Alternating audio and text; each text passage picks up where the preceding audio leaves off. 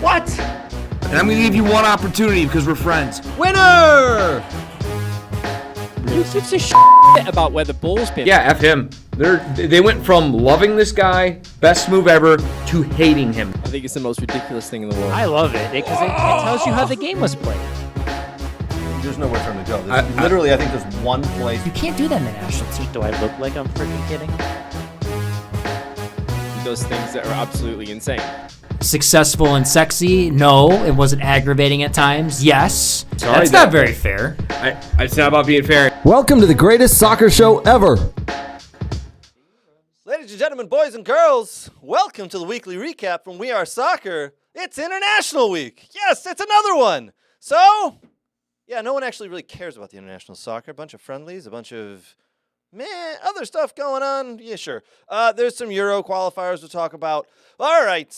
Yes, international soccer leads us the way today, but what else do we have? We're also talking about the Beckham documentary. Have you watched it? What are your thoughts? Are you liking it? Let us know. We will let you know our thoughts, as all four gentlemen in the room here have watched it. I can tell you some of the people here love it. Some of us like it. And there's some other thoughts there. So, yeah, the Beckham documentary kind of features a little bit. We also have the top 11 Premiership players that we have selected. So, a couple of us have selected the top 11 so far from the Premiership this season. We'll talk about that. We have, let me just check the rundown here. We're going to talk about Man United being taken over, sort of-ish, or was it all a ploy? Lots to come. We also have insider knowledge. We'll let you know. Our guy on the inside, he knows what's going on down at Man U, and I don't know if he's happy, but we'll see. A lot coming up there. Talking about Man United, one Manchester United legend has left the MLS and he's joining Birmingham City. That's strange. We'll talk Cranbrook versus Brother Rice. We'll do some Wheel of Randomness, and Inter Miami missed out on the MLS playoffs. So you know what they're doing next. They're going to China. We got lots to talk to today. Guys, big thank you to our partners here. Thank you to Soccer World, soccerworld.net, where you can get all of your soccer gear needs. Thank you to Next Level Training, Aaron Bird, Dylan, Renato, Scotty Wright. The boys of Next Level Training are the best soccer trainers in the country. Thank you to Dog and Pony Show Brewing. Appreciate it. Drinking their beer again. I was there yesterday. Absolutely love it. Our guy Nate was also there today. Had 3 brewskis. Three Nice. brewskis. Very nice. Well done, Nate. 2 Weissens and 1 of their German pills. Yeah, I went full German Bergalia this afternoon. All right. We also want to say a big thank you to Michigan Jaguars, where they give some of trip over my own words. They create the best possible soccer experience for every player, no matter what age or skill level. All right, as you heard, it's not just me here in the studio. I'm joined by Nate and Danny over at the kids' table, or Muscle Island as we now know it. Oh, Boys, baby. how we doing? Hey, did you see that Denmark versus Kazakhstan game? Oh, my God. Oh, What a yeah. match. Yeah, what? No. It was a nail burner. No. What about San Marino? No? Oh, San Marino Yeah. was ranked Yeah. really highly in the FIFA rankings. Aye. Oh, well, come on now. You can't. We have the CONCACAF Gold Cup. We can't talk about FIFA rankings when, we play Trinidad and Tobago. Of course, that's 2 countries combined in one. Hi, Danny. Hello. Hey. Hello, young sir. Look at this sexy guy off to Look. the left of me. He's actually wearing an FC Cincinnati shirt. Yeah, I got so, one too. Look. So, hey. Hey. FC Cincinnati table over Hey. Wanted to wear it tonight. In, It fits well. in honor of our broship. in honor of our broship. Yeah. What are we going to be for Halloween? 2 bros hanging out. Right. 2 sexy dudes Yeah. knocking on your door, ask for candy. Joey and Chandler from Friends. What? Joey and Chandler from Friends. I'm not sure what Or should that we be is. Craig's distant cousins? No, we're good looking and Ouch. smart What? and, That's very good. That's it. and That's very knowledgeable about soccer. Whoa. Anyway. Whoa, Diamond Shop Whoa, over there. hey, All yeah, right, whoa, get a hey. win and everything goes Hey, weird, huh? what I say the score was going to be? You did call that. All right, so boys, I'll let you finish off before we introduce the last member of the crew. We Good weekend. Well, moderately good weekend. I had a great weekend of coaching. Absolutely fantastic weekend of coaching. Finished watching the Beckham documentary, which I'm excited to talk about tonight. And then somehow Somehow, it's international weekend, Yeah. and Manchester United found a way to piss me off. love finds a way. It does, doesn't it? It finds a way It really right, does. right into your heart. It's there. Creeps right in. Here it comes, Yeah. knocking at the door. Oh, Manchester Let me United. in. Manchester United, do it again. All right, boys. We are also joined by our Stato Arigato, Mr. Robato Brooks. Brooks, how are you, buddy? Oh, and I'm texting an agent first about the You're player. texting an Asian? Yeah, no agent. Oh, agent. About? Player I saw today in the MSU Maryland game. Is he Asian? Just give me 1 second here. Was there any Asian involved? What? No, there was not. Oh, Sorry, but no, Mr. Important over here texting all his agents. I am. Hey. I am. hold on, Craig. I know people. I'm texting my hairdresser. Agent. I don't have much hair. Hair. Wow, that's a low blow. So just to be clear, you were texting the agent of a player that you saw today. So you No. were I was texting a guy that wanted to know how the player was. a lacrosse player. No, No. soccer player.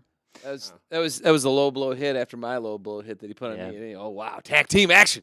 Tag team action. Yeah. Well done there. Anyways, Muscle Lab. so my weekend was good. A lot of soccer, so pretty much a 9 to 5 on Saturday at the OU Dome. Luckily, it was inside, so I didn't get just poured on from the rain. And then I had the UEDM IPFW game on Saturday night, and then That was a lot of letters stringed together. I know. This wasn't IUPUI. Whoa, Yeah. Otherwise known as whoa. Ooey I know. Gooey. Isn't that a brewing company? I think so. In Indianapolis, I believe. Yes, and the MSU Maryland game today. So More it's letters. been quite a weekend. More letters. I know. That is quite a weekend there, my friend. All right, Greg, I got the FKBBC asterisk column 1, 2, 3, 4, 5 game that I. Is that a password Yeah. Oh, yeah. All right. to your Netflix? Yeah. That's actually to his Twitter account. Yeah. Uh, let me change my yeah, let me exactly. change my Twitter handle. All right, boys, we're going to jump in. Lots of soccer to get to. We're going to get to what everybody's been talking about this past weekend here is Germany coming to the USA, playing in East Hartford, Connecticut against U.S. men's national team. U.S. men's national team go up 1-0 from a stunning goal by Christian Pulisic. But I think we all saw it coming. Listen, lots of thoughts to get to. I'll kind of pass it over to Danny. I know you wanted to put an interesting spin on this. I've got some interesting thoughts as well, but you know what? I'll let you run it if you'd like. Go for it, my friend. What were your thoughts on Right. USA Germany 3-1? No one wanted to hear from the guy who watches the German team, but go ahead. No, no one really cares. No, Ah. I'm just kidding. But Danny did say Always he had a little bit of controversy. Always interrupt me. I didn't. No. You actually have to start speaking in order for me to interrupt. Technically. Okay, so this is going to. I don't know whether this is going to upset Brooks or whether this is going to be received quite well or not. But let me finish in whole part, and then you can. Well, have your- you can have I'll your let say. you finish, but I'm in you this say. mode right now. Oh, he's dropped the microphone. He's got the. And okay. I got yelled at for interrupting. Okay, so I watched the highlights because I wasn't able to watch the whole game, right? And this is just a mild observation, right? So this is just a mild observation. Christian Pulisic couldn't be more European if he tried, and actually looks like a duck out of water playing for the U.S. men's national team. Put him in that German team, right? And you go, you know what? Boy deserves to play here. You know, he doesn't look like a duck out of water. He'd actually fit in, to be honest with you, put him in that German team. So he's almost not a U.S. men's national team player, in a sense, right? And that obviously has something to do with him going to Germany at the age of 15, 16 and kind of learning the craft there, right? Right. I mean, he is a you know, different player, and it shows. You're he right. just ran the game. His goal was special, you know. And regarding the U.S., right? So some of the defensive problems are obviously largely due to Tyler Adams' injury and all that sort of stuff. And, you know, but to me, they just look unorganized, you know. And the performance for me showed that the U.S., much like the women, they've got to really evolve. And since they got knocked out against Holland in 2022 in the World Cup, they haven't really shown that much improvement.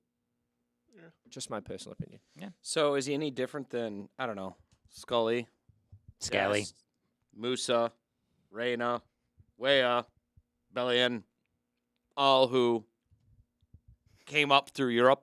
I think I mean, he they're all European I players. think at he this is. point. He- I think he's he is a very special. different player. No, yeah. he's just further along than those guys.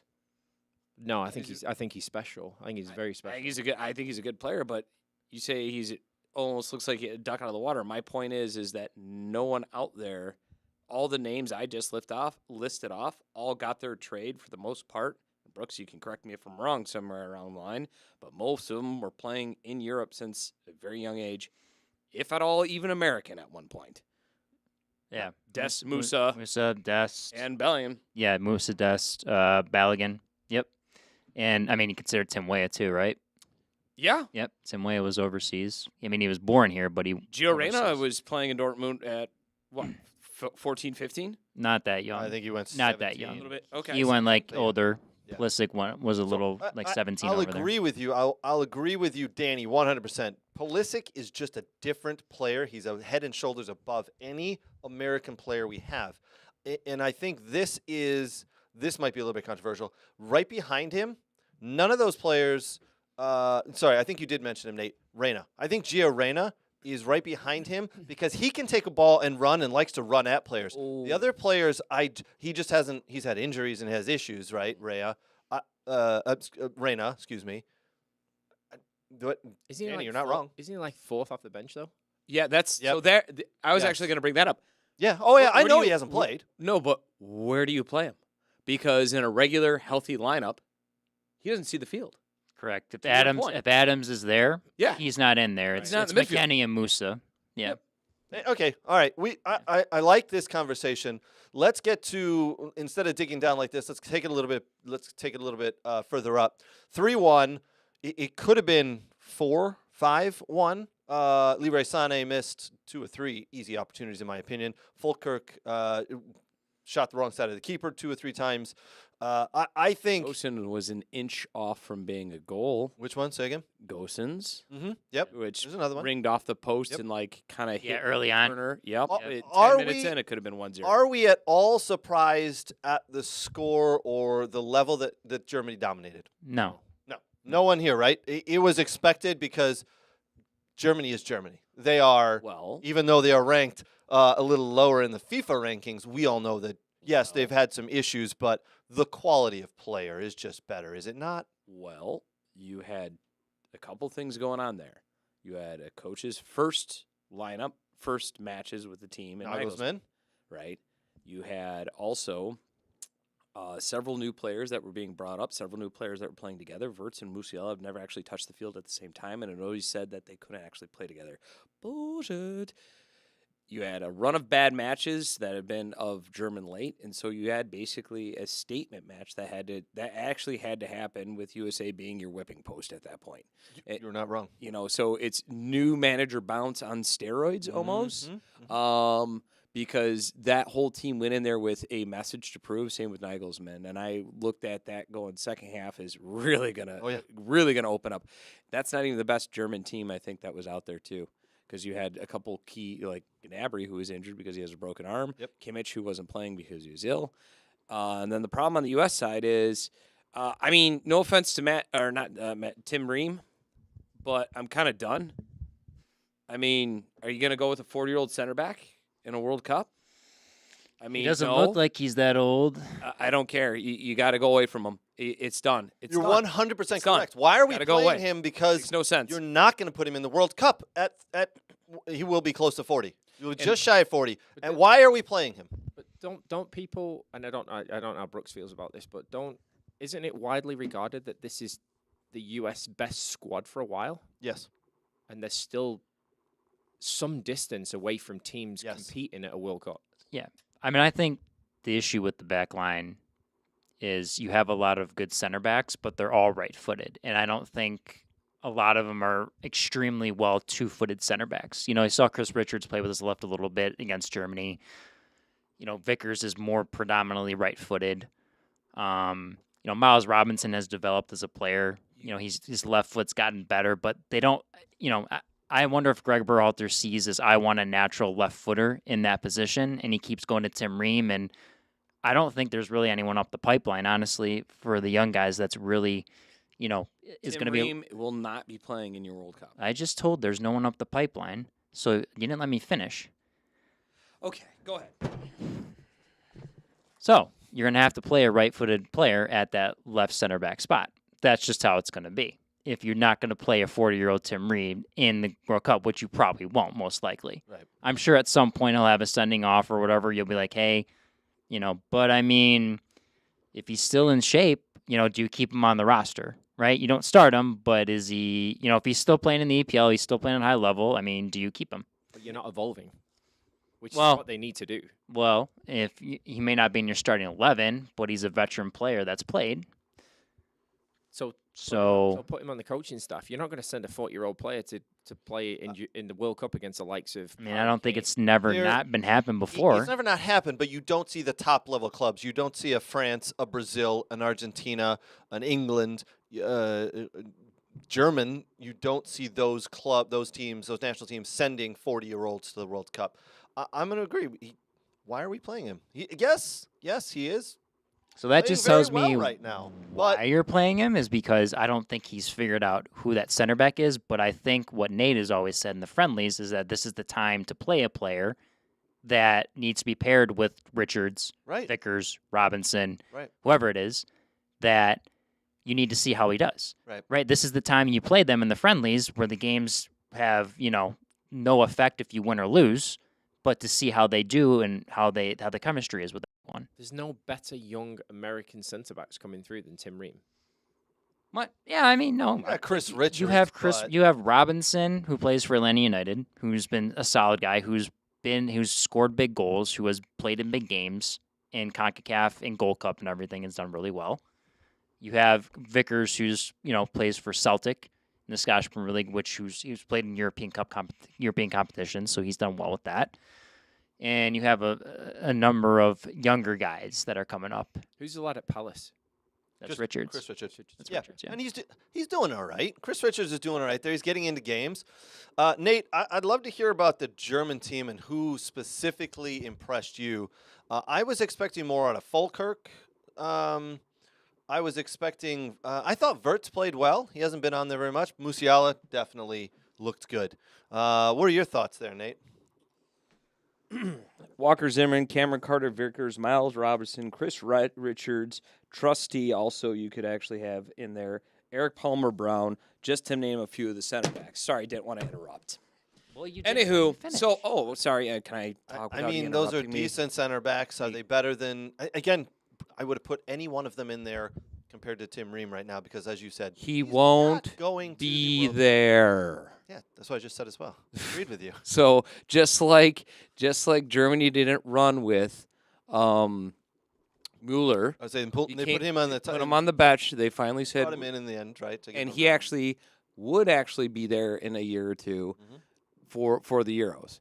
And actually, it made sense. The one striker that they brought, the new guy, that he never actually saw the field, who played for Union Berlin. It made sense for him to be there, Bahrain's, because at his age and within a year or two, he'll be in the Euros.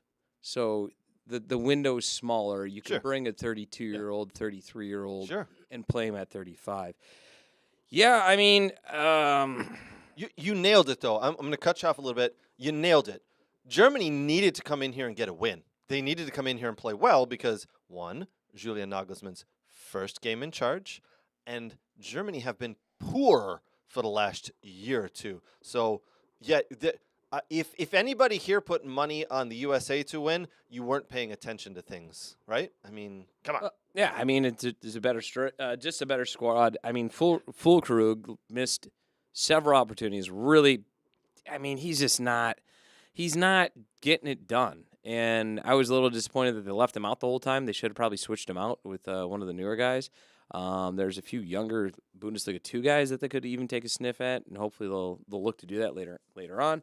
But everywhere up and down the line with, I think, Germany, I think you're pretty much set with most of those players, with the exception of your forward, and it's been that way for a while. However, I am happy they didn't go with Kai Havertz. He did come into the game. He did come in. No, but you didn't. Not at a forward. So, Yeah. So it's finally good that they're gonna go away from that finally. And like I said, you had a couple players that you could have had, Mullen being one of them, who just weren't available because they were ill, Yeah. sick, injured, or whatnot. So deep squad. But on a positive note, Stuttgart's own Fulrich got his first call in Hey, playing there on the you go. left, There you and go. it will probably be the last one I because don't know about that. no, I mean Stuttgart continue playing well. There's more breaks. it's not coming his, but it's not his fault. I mean, he's a good player, but the problem is they're so deep there. Sure. It's the Gio Reyna problem where Gio's a very good player, but where are you going to put him? Sure. Yep. So because he's not the best in some of the spots that he is. So there you go. I want to kind of maybe put something a little controversial out there. We'll say it. So watching the game, I went back and watched the highlights. So I watched the game. I went back and watched the highlights afterwards, and I started to put some thoughts together. It just looks like America, U.S. men's national team, is playing a system. The players are told what to do. They are just almost robotic in a sense. It sounds a little weird to say that, but they're playing in a system that Greg has set them up in. Now, Germany are playing in a system as well, but there's some creativeness and there's some flair and there's some unique decision making. This, I felt, was very obvious in the final third of the field. I thought the U.S. men's national team did a really nice job counterattacking, getting the ball into the final third, but that's where they kind of got stifled. That's where they kind of stalled out, and Germany just ate them up. There was also in the middle of the field where there needed to be an outlet ball, and Germany just pressed and ate it up. So here's what I was thinking, or here's what I am thinking, and it's kind of making a little bit more sense the more I watch U.S. men's national team compared to their European counterparts. Kids grow up here in the USA going to practice 3 times a week, twice a week, 3 times a week, 4 times a week if you're on one of the good teams. They play soccer 5 times a week. There are 3 practices, maybe something else that they'll do that the club puts on, and then a game. European kids, I guarantee you, every single one of those German players, when they were growing up in and around of the age of 7 to 13, played football, soccer, whatever you want to call it, whatever you want to call the sport. They played for their county, they played for their city. They went to practice. Then what did they do before practice, and what did they do after practice, and what did they do the days where they didn't have practice? They're out in the backyard. They're out in the park playing with their friends. You can see the creativeness and the little decision making that they happen to have compared to the Americans. You only get that knowledge while you're playing, we'll call it street soccer, while you're playing park soccer with your friends. You try something, you see it, the game moves faster, you're not afraid to lose, you're not afraid to do different things.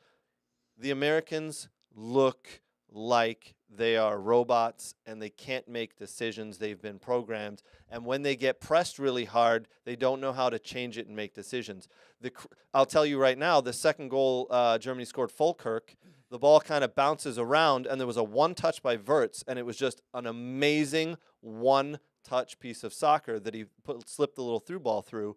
And it's like, well, how? Why hasn't the U.S. have had several lucky bounces? Why hasn't someone played a one-touch through ball like that on the other end? I feel it's more because of the lack of creativeness, the lack of just educational, street education, I like to call it. Brooks, you've got your hands up. Well, let's go Brooks, and then we'll go Nate. Okay, so just my analysis from watching the game. I think it's a systematic movement and rotation that they have going on with the U.S. men's national team. But I also think it's also a choice of formation and players. So to me, it doesn't make sense if you want a Dest. Well, if you're going to play a Dest and like a Weah on the same side. So sometimes Dest will switch from left and right back. Scally was on his side, obviously, with Weah. He's not going to go as forward as much. But it's all about, if you're going to play, you're going to shoot the outside backs and get more guys forward. Who are you going to play out in the wing? Honestly, to get Dest forward to whip in balls, which he's good at going forward. His thing is not defensively, as we all know. He's gotten burned a bunch of times. So it's player personnel and selection, and I don't think he's really changed that up enough, in my opinion. He's kept the same guys. It's kind of produced the same results and the same type of errors, in my opinion. So I think it's a little bit of the system plus the player selection. I think all of us have said, he needs to rotate players more and see who fits with other players to see if it gives it a little bit of a different juice to it. So He definitely does. Nate? I think everything you said was a cop out. me? No, Oh, him? Yep. Okay. How so? because majority of these players did not even grow up in the U.S. Majority of these players actually, just didn't even play most of their career in the U.S. So they're I think that's it's an either old a cop out or I think it's a they're cop out. or they're just shit players. Or it's what they're only- being, or it's what they're being told by the coach. Because we didn't see this with B.J. Calhoun, did we? A guy who's not a soccer guy and just told them to go out there and play, and they played, and they raked in a lot of goals. They also didn't play anybody to the level of No, German but they looked competition, right? pretty. They did some pretty neat, cool things, didn't they? It kind of looked like the handcuffs were off, weren't they? Yeah. And then you get a rigid. I don't know if I Berhalter. can blame the coach on this. He likes him too much. you- That's why. You can when you're when you. I'm kind of sick of people blaming the coach when there's stupid decisions being made on the field. I mean, by I'm players. I'm sick of the trope of, well, if they just go play street soccer. I mean, where did let's run down the list again. Musa grew up No, where? no. In Europe. You did Musa hear grew me where? say In from Europe. the age of 7 to 14, right? Where did Musa grow up? In Europe. Sure. From what age?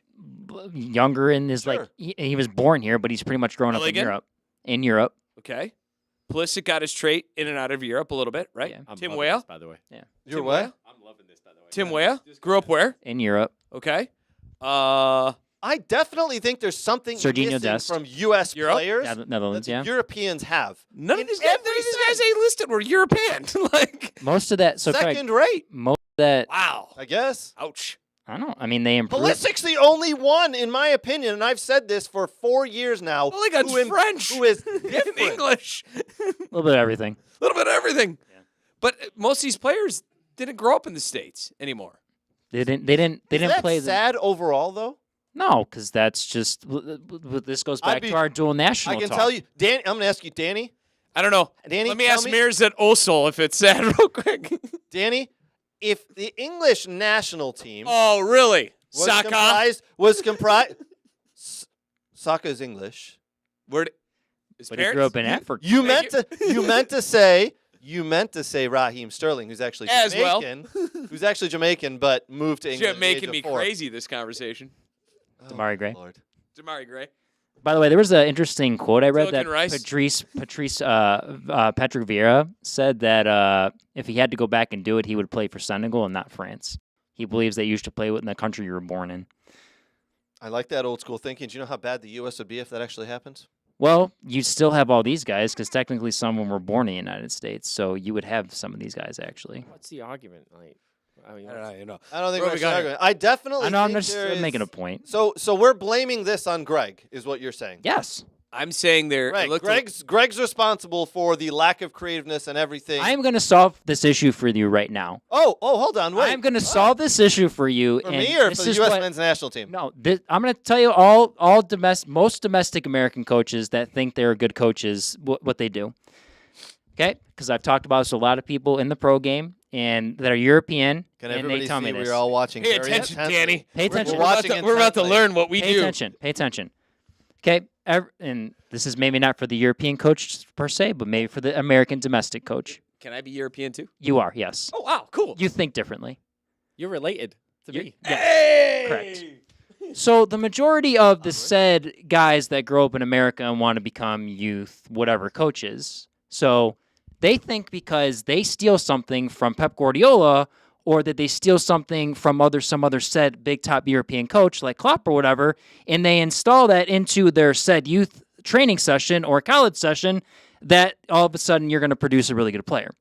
Whereas when you want to be a top coach, and let me ask you too if you agree, that it's not so much in the drill that you run, but it's more in the detail of the explanation that you give players and how you relay that information to the player that actually makes the player and not said drill.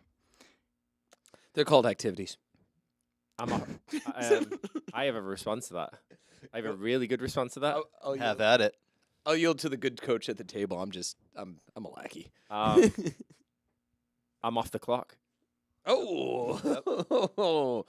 And if you want to get coaching lessons, you'll have to reach him at Twitter handle or Danny. Do you have a?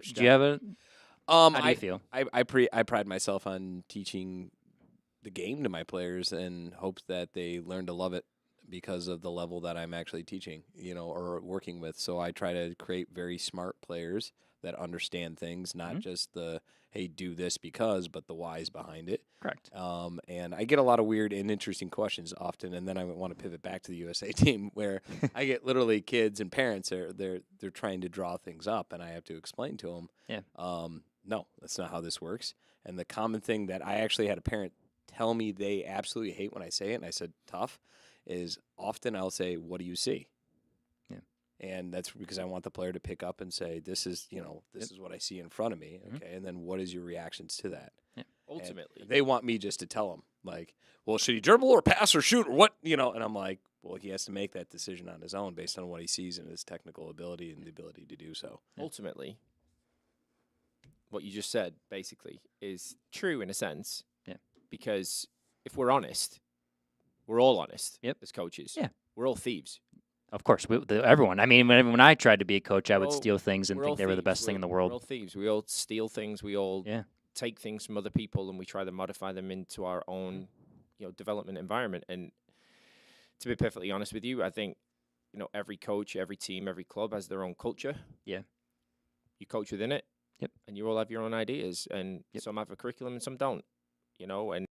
But the modicum of that story, what you just mentioned there, is that we're all thieves at the end of the day. Do we all expect our players to be, the next Phil Foden or the next, Christian Pulisic? No, we don't.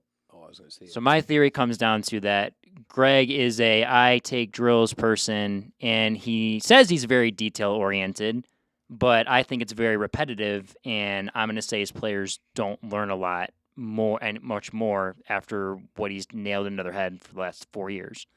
I don't think he can help them grow any more than what he's done, and that's why I said I would rather take another coach to be the head national team coach than Greg Berhalter. Anyone but him. Do it. Do it. Do it. Do it. You knew where I wanted to go there. Do you want to? Before you do it, I'm going to say two things. No. One, I don't believe international coaches teach anything. Agreed. Number one, just they don't. They don't have the guys long enough. And number one, but number two, I agree with that. Actually, three things. Yeah. Number two is, I think you notice an inherently different way of playing when BJ Calhoun was out there Yes. versus Greg. Now, Yes.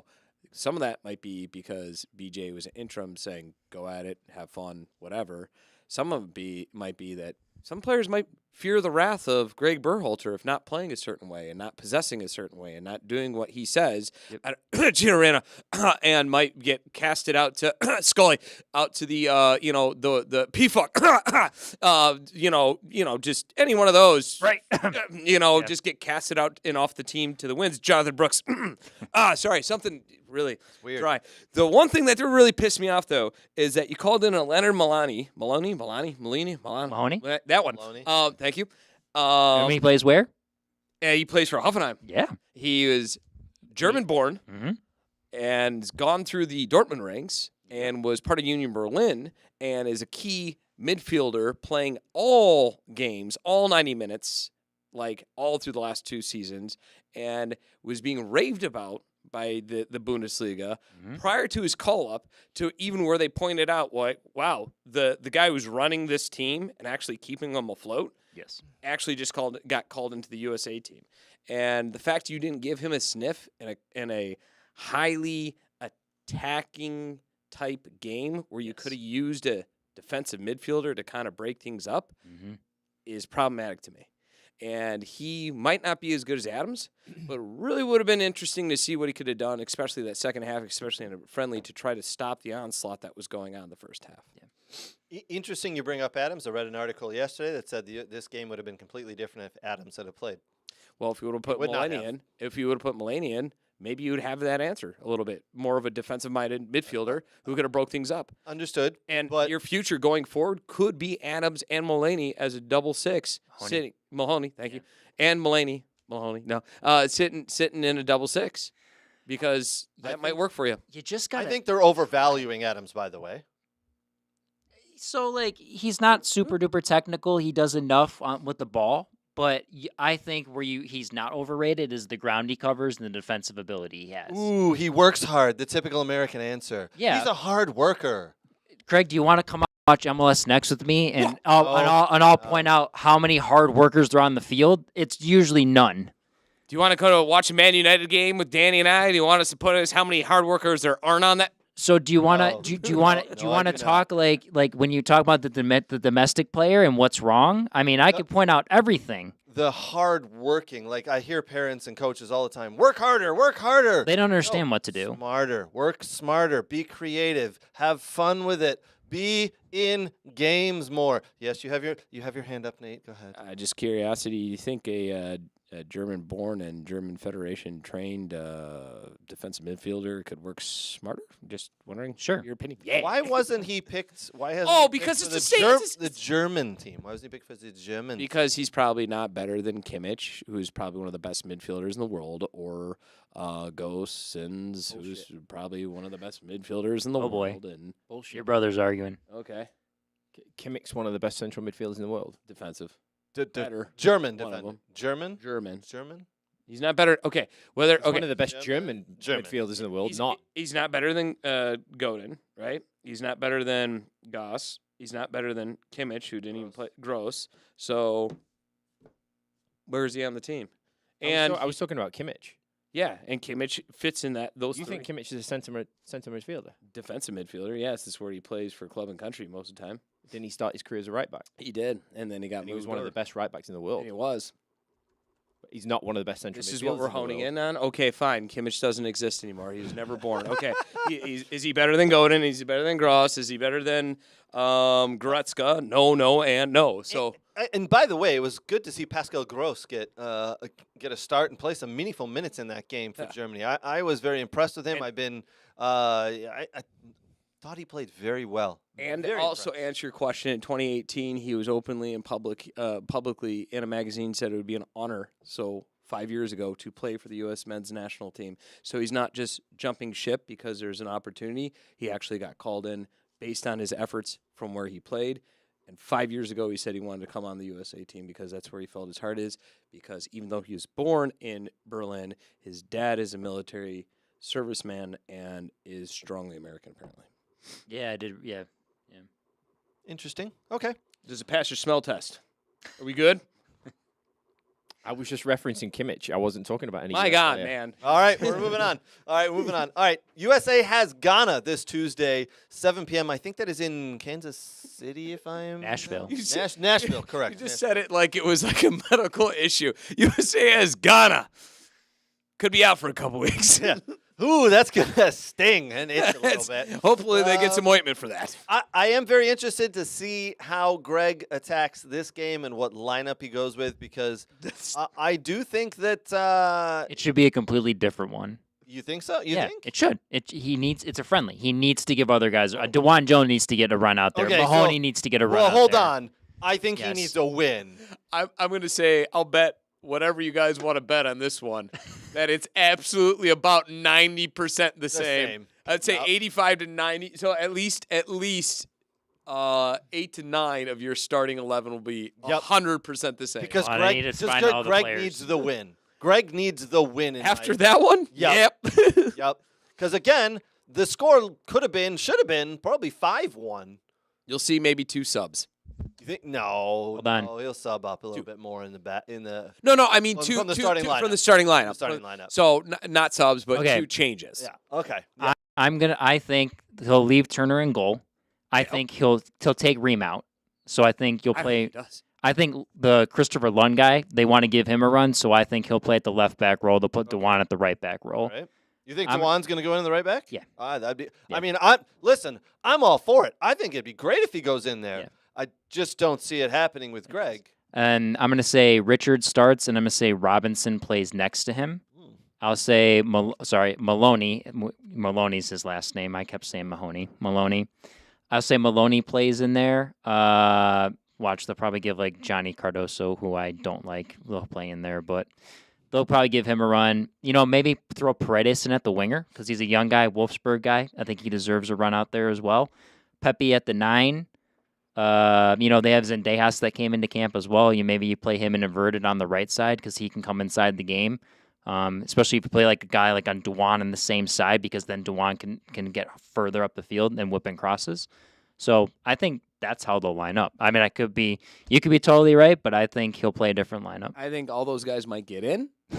I don't think. I think maybe one or two of those will start. I think you're looking at basically the same lineup. I'm trying to think of like what the next competition is and how soon it happens. It's not. There isn't one. I was gonna say that's the joke of it because it's like if there's nothing for months, right. like why not just let him just run out with a different squad? February, maybe?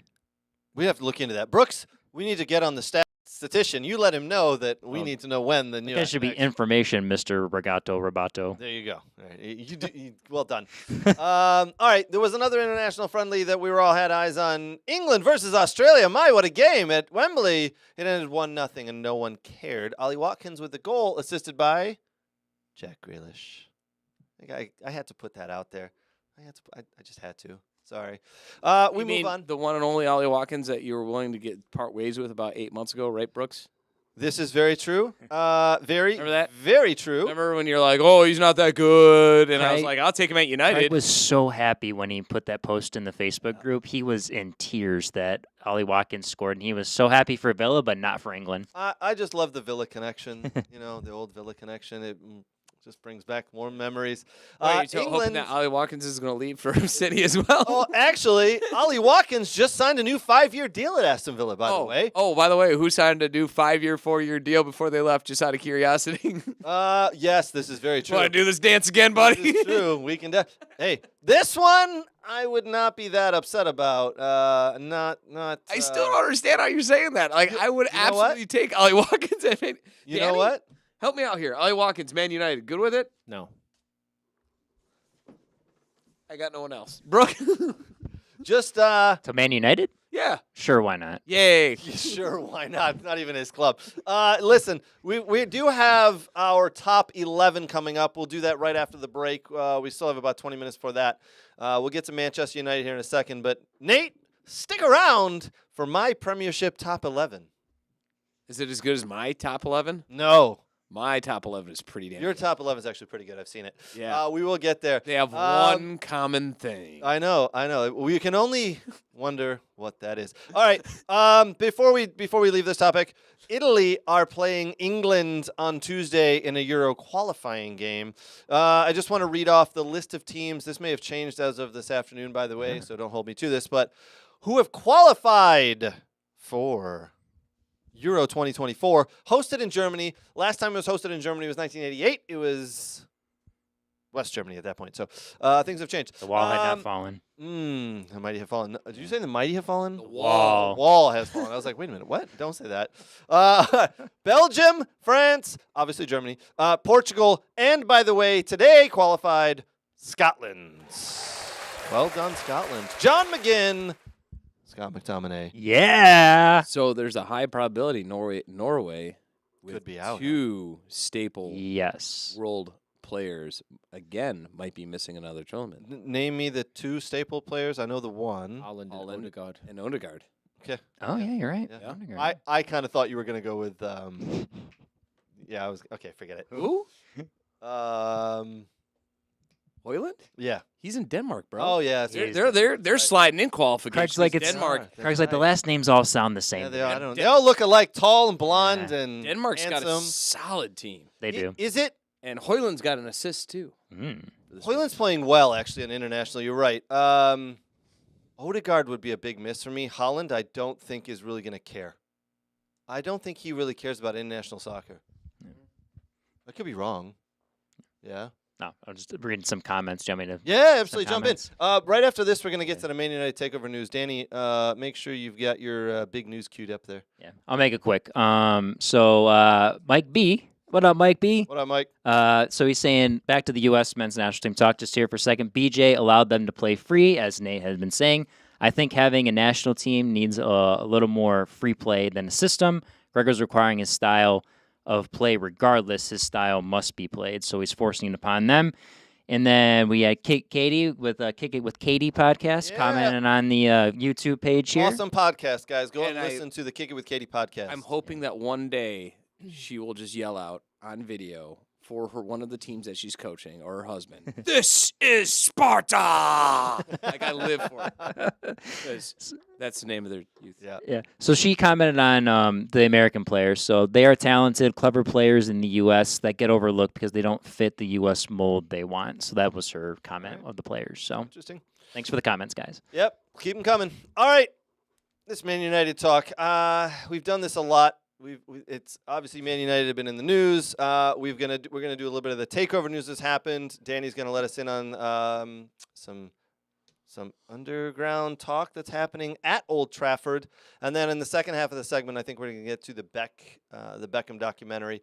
But Danny, what is going on with Manchester United, my friend? We know Sheikh Jassim on Friday pulled out and said no, he is out of the running, doesn't want to bid. He bid £6 billion pounds. The club is actually valued at 3.2, from my understanding. He bid almost twice as much, and the Glazers said no. So Sir Jim Radcliffe has now officially will be signing on the dotted line to purchase 25% of the 69% that the Glazers own. But he's putting in a couple of extra pounds to have some control. Your thoughts? You do not look happy.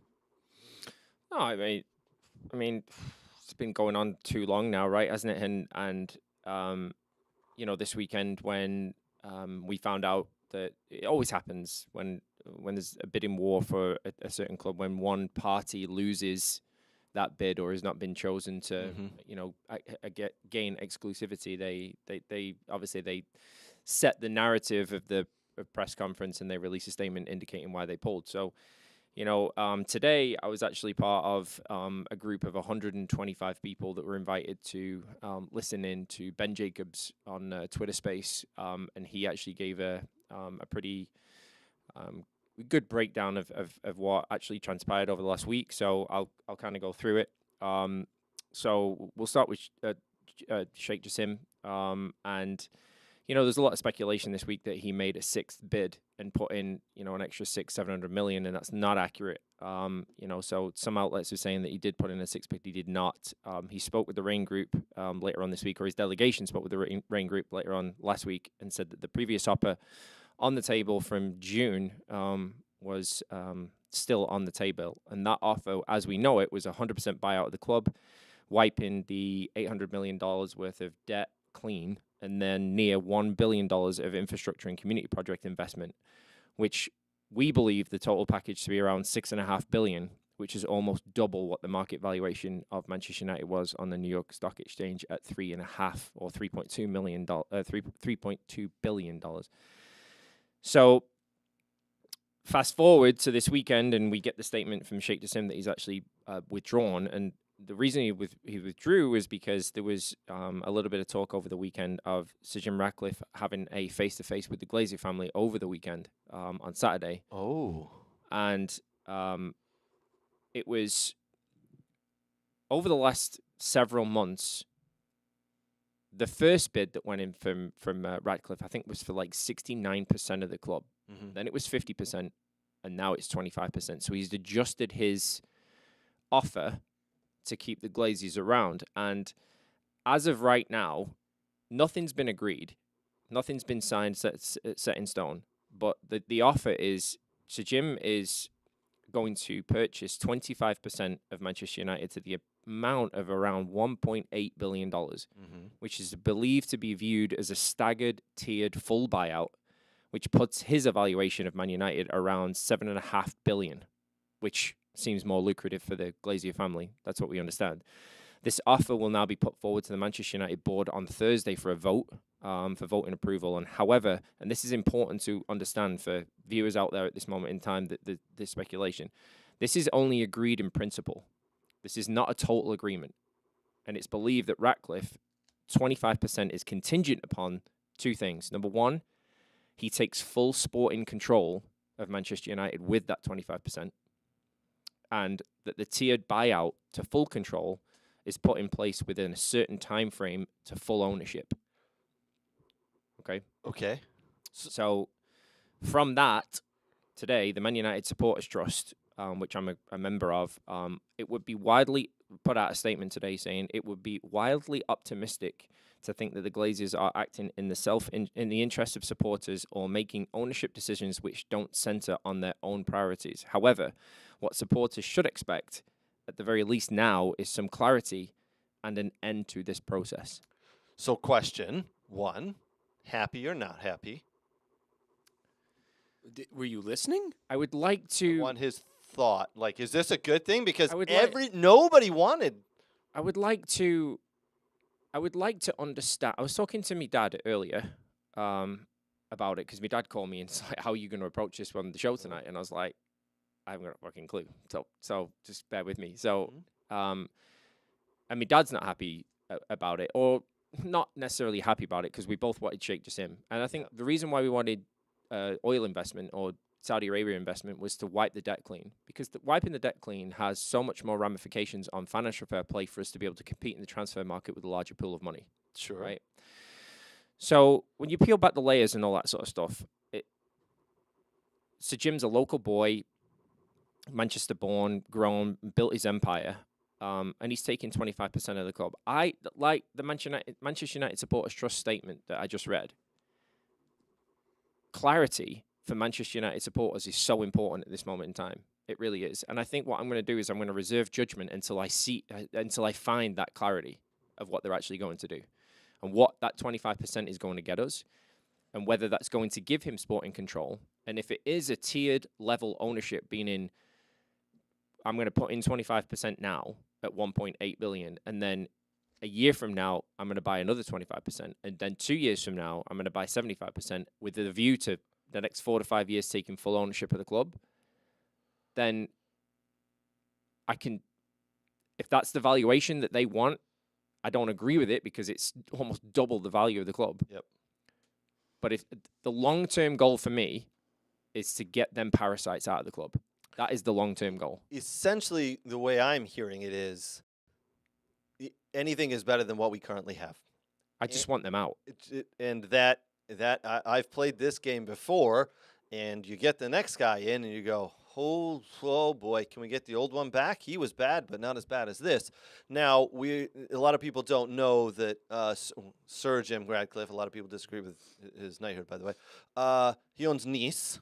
Mm-hmm. He owns another club. He was in the process of, he made a bid for Chelsea when they were up for sale, and he bid for someone else. I forget who.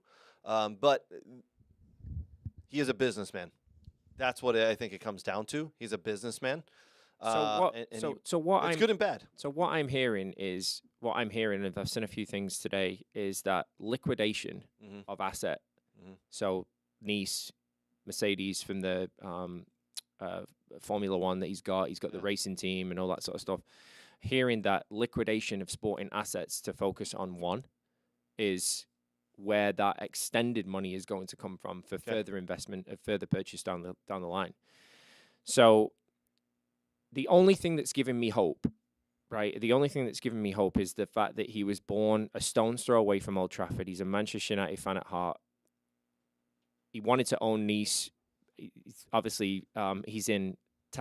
Not a lot of people know this, but Sir Jim Radcliffe is a tax exile, meaning that he's moved his businesses, moved his office to France, something like that, and there's some sort of tax exemption where he doesn't pay taxes. I did not know whatever. that. All of them That's do it. interesting. So he's tax exile, right? Meaning, so the only thing that's given me hope is the fact that he's a Man United fan, born stone's throw away from the ground, and he loves the club. And I'm just hoping that this is a view to a long-term ownership or the goal to get them out. Sure. And then we'll go from there. I find it interesting that Brooks has a question or a comment on this. So a comment from Dan Wolka. So Dan says Dan. that this buyout sounds really similar to what Kroenke did with Arsenal. Yeah, That's what he so said. you're absolutely right, Dan. Stan Kroenke did the same thing, and then he ended up selling Arsenal, right, for a larger boatload of money. He's a parasite too. He just ruins. And that's it. Again, if they value the club at $7.5 million, right, they can do whatever they want with it. That's an astronomical. It's stupid number. money. It's stupid. It's absolutely stupid money. And if they value it that much, and he's willing to pay it over a number of years, more power to him. just hope, again, and this is why I want clarity, because if it's 25% and we're keeping them around, then where's the 25% going? Is the 25% going to pay off shares on the New York Stock Exchange? Is 25% going in the Glazers' back pocket? Is 25% going to the infrastructure? Is it going to the players? Is it going to the team? Where is the money going? That's what I want to know. That's going to be the big question, because there's a lot of money he's paying or about to be paying, and where is it going to go? There's a lot of things that need to be paid at Man United. One, they got a big debt, as you mentioned. The Old Trafford is falling apart, and they are not going to be partaking in was it Euro 2028? Yeah, which is a slap in the face. For a stadium that holds how many? 78,500 seat stadium. How is that not selected? Why? Because it's falling apart. Exactly. and it's just not a good stadium anymore. Yeah, it's not good. It's really not good. So Brooks? Yeah, I mean, just from what you read, I would personally like Radcliffe to take, because he's an English guy. I think with the way international football has gone, with these American owners like Todd Butthead at Chelsea and these oil money guys taking over, I think those are the ones that have taken the game and ruined it. And I'd rather see someone with passion that's a European that loves the club do this than see a Saudi Arabia, oil fund group. And I get what you're saying. Like, you want the money to erase because you got to erase the debt, right? Because that's going to help you purchase players and everything. I totally get that. But in the end, if you said, like you talked about, if what happens the way it's supposed to happen, and then the Glazers go away, I think that could overall be the best thing for your club. There's one thing that's given me a little shining hope, and I know Dan Walker's put in our Facebook group, Danny, it's the hope that kills you. I know that. Thanks, Dan. Stating the obvious. Appreciate that, mate. But the one thing that's given me a little bit of shining, two things actually. One, that obviously Sir Jim is a Man United fan, and two is that when this came about last November, there was one guy that probably not a lot of you know, but Sir Richard Knighton. He's another Sir, and he was involved in Manchester United. We're talking 30 years ago. Right? Manchester United, born and bred fan, and all that sort of stuff. He was the one that was saying Sir Jim is going to turn this club around, and I trust him. I trust him. So, watch this space. All right. It's been an interesting couple of months. I originally thought the Glazers put a "we want to sell" for sale sign on the club to raise the valuation of the club. I don't want to say I stand corrected, but it looks like they were just looking for a cash injection, and that's kind of what they've got. They are still involved. It's going to be interesting, as you heard Danny say. Watch this space. We'll see where we go from there. Coming up on the second half of the show, we're going to talk Beckham documentary, some differing views on that. We're going to talk top 11 Premiership players of the 23-24 season so far. We will talk a little bit about maybe have some wheel of randomness. Brooks loves to spin that wheel of randomness. I do. Don't you? Yeah. I do. It's bizarre. I do. All right, guys. What we're going to do now is just going to quickly get a beer and some peanuts or something. You do the same, and we will be right back. Stick around. Don't go anywhere. We'll be right back.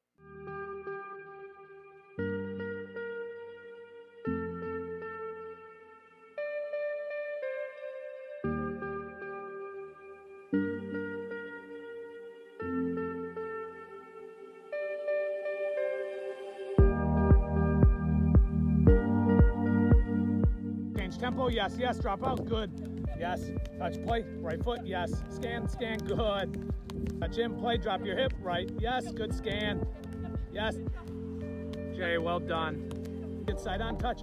Play, see it, yes.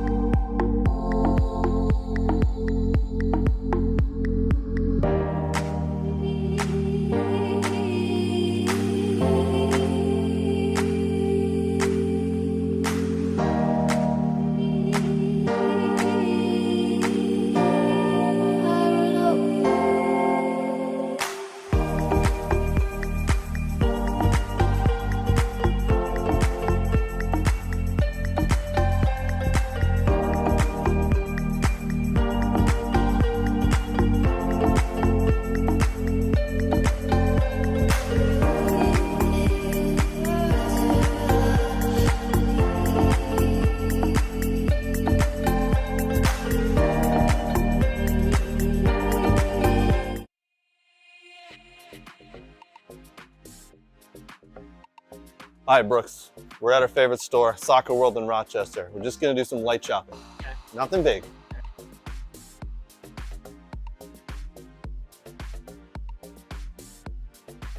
Ooh, pretty colors. Oh, and one of these too? Ooh, Germany. Nate would like this. Hey, Brooks, look at all these. Look what I got.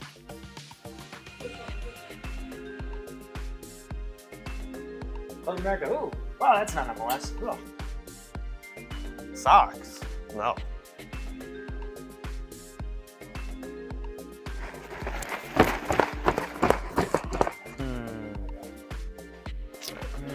Ooh, a ball pump.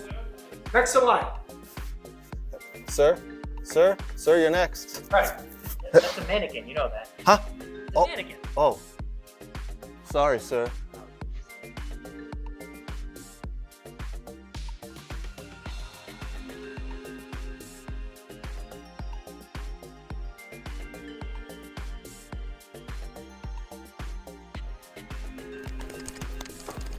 Hug, what are you doing?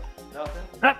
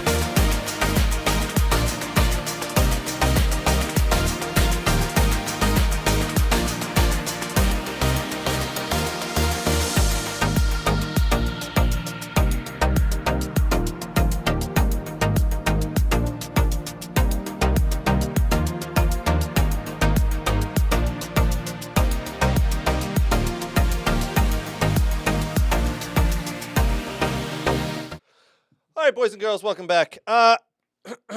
David Beckham, we all know him. Some of us love him. I don't know. He's a handsome man. Inter Miami owner, guy who brought Messi to the USA. So you know Brooks loves him. All right, we're going to talk about the documentary that was recently released on him. It's on Netflix, by the way. Pretty good documentary, but we've all got some thoughts on it. We've all been watching it over the past week or so here. Nate, why don't we start with you, my friend? So, what are as your a thoughts? former Blockbuster employee, Holy shit! I still got my Blockbuster card. Can I use that? no, we revoked those unless you're in Alaska. So, as a former man of the film industry, if you will, I'll just parlay What did he just say? film industry, You're a Blockbuster. man of the film industry because you worked at Blockbuster? Yeah, Well, you got more experience than I do. yeah. Onwards. I mean, yeah. All right, I've seen my fair share of documentaries. If I've you seen your OnlyFans. I'm not surprised. I know. So, from a just starting out with this thing to break the ice before we get into the details and the nitty gritty. If you haven't seen it, I think it was a very well shot, very highly entertaining documentary. Even if you're not a Beckham fan, even if you're not a Manchester United fan, it is a well told story. I thought the way they set it up, the way they filmed it, the way they shot it, how it flowed, how it built, how it like transitioned from. Because there's sometimes you watch documentaries and they're really hard to watch. They're boring.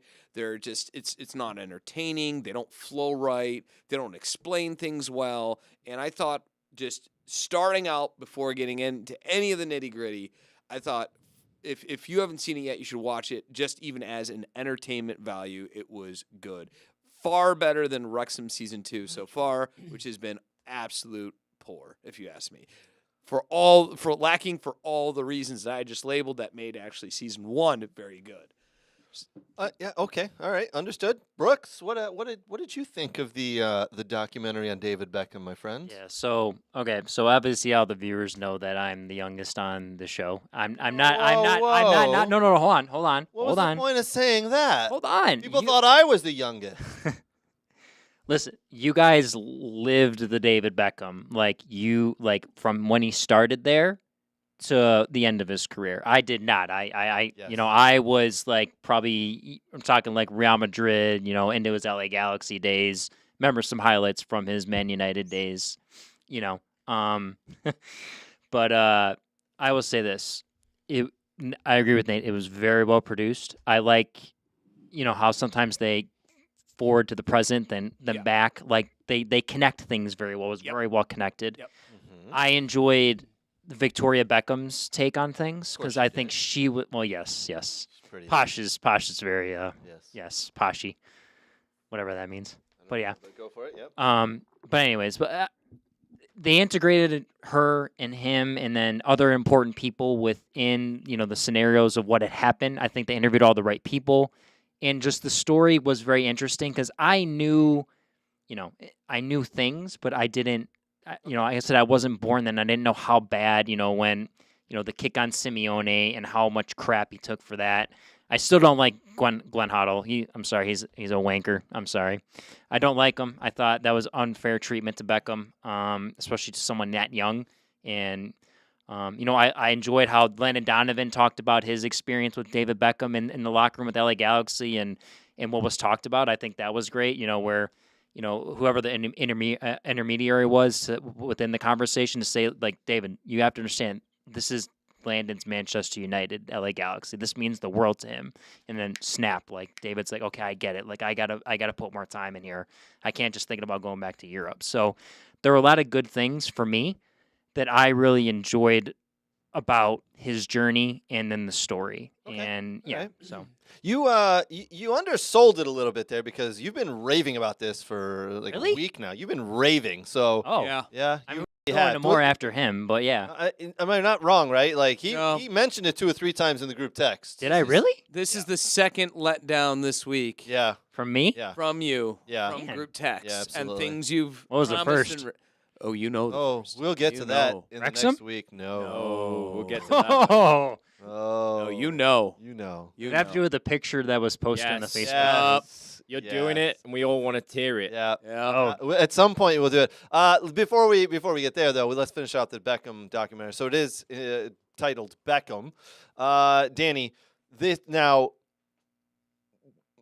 Nate, you are a Manchester United fan, but Nate, you are a Manchester United fan.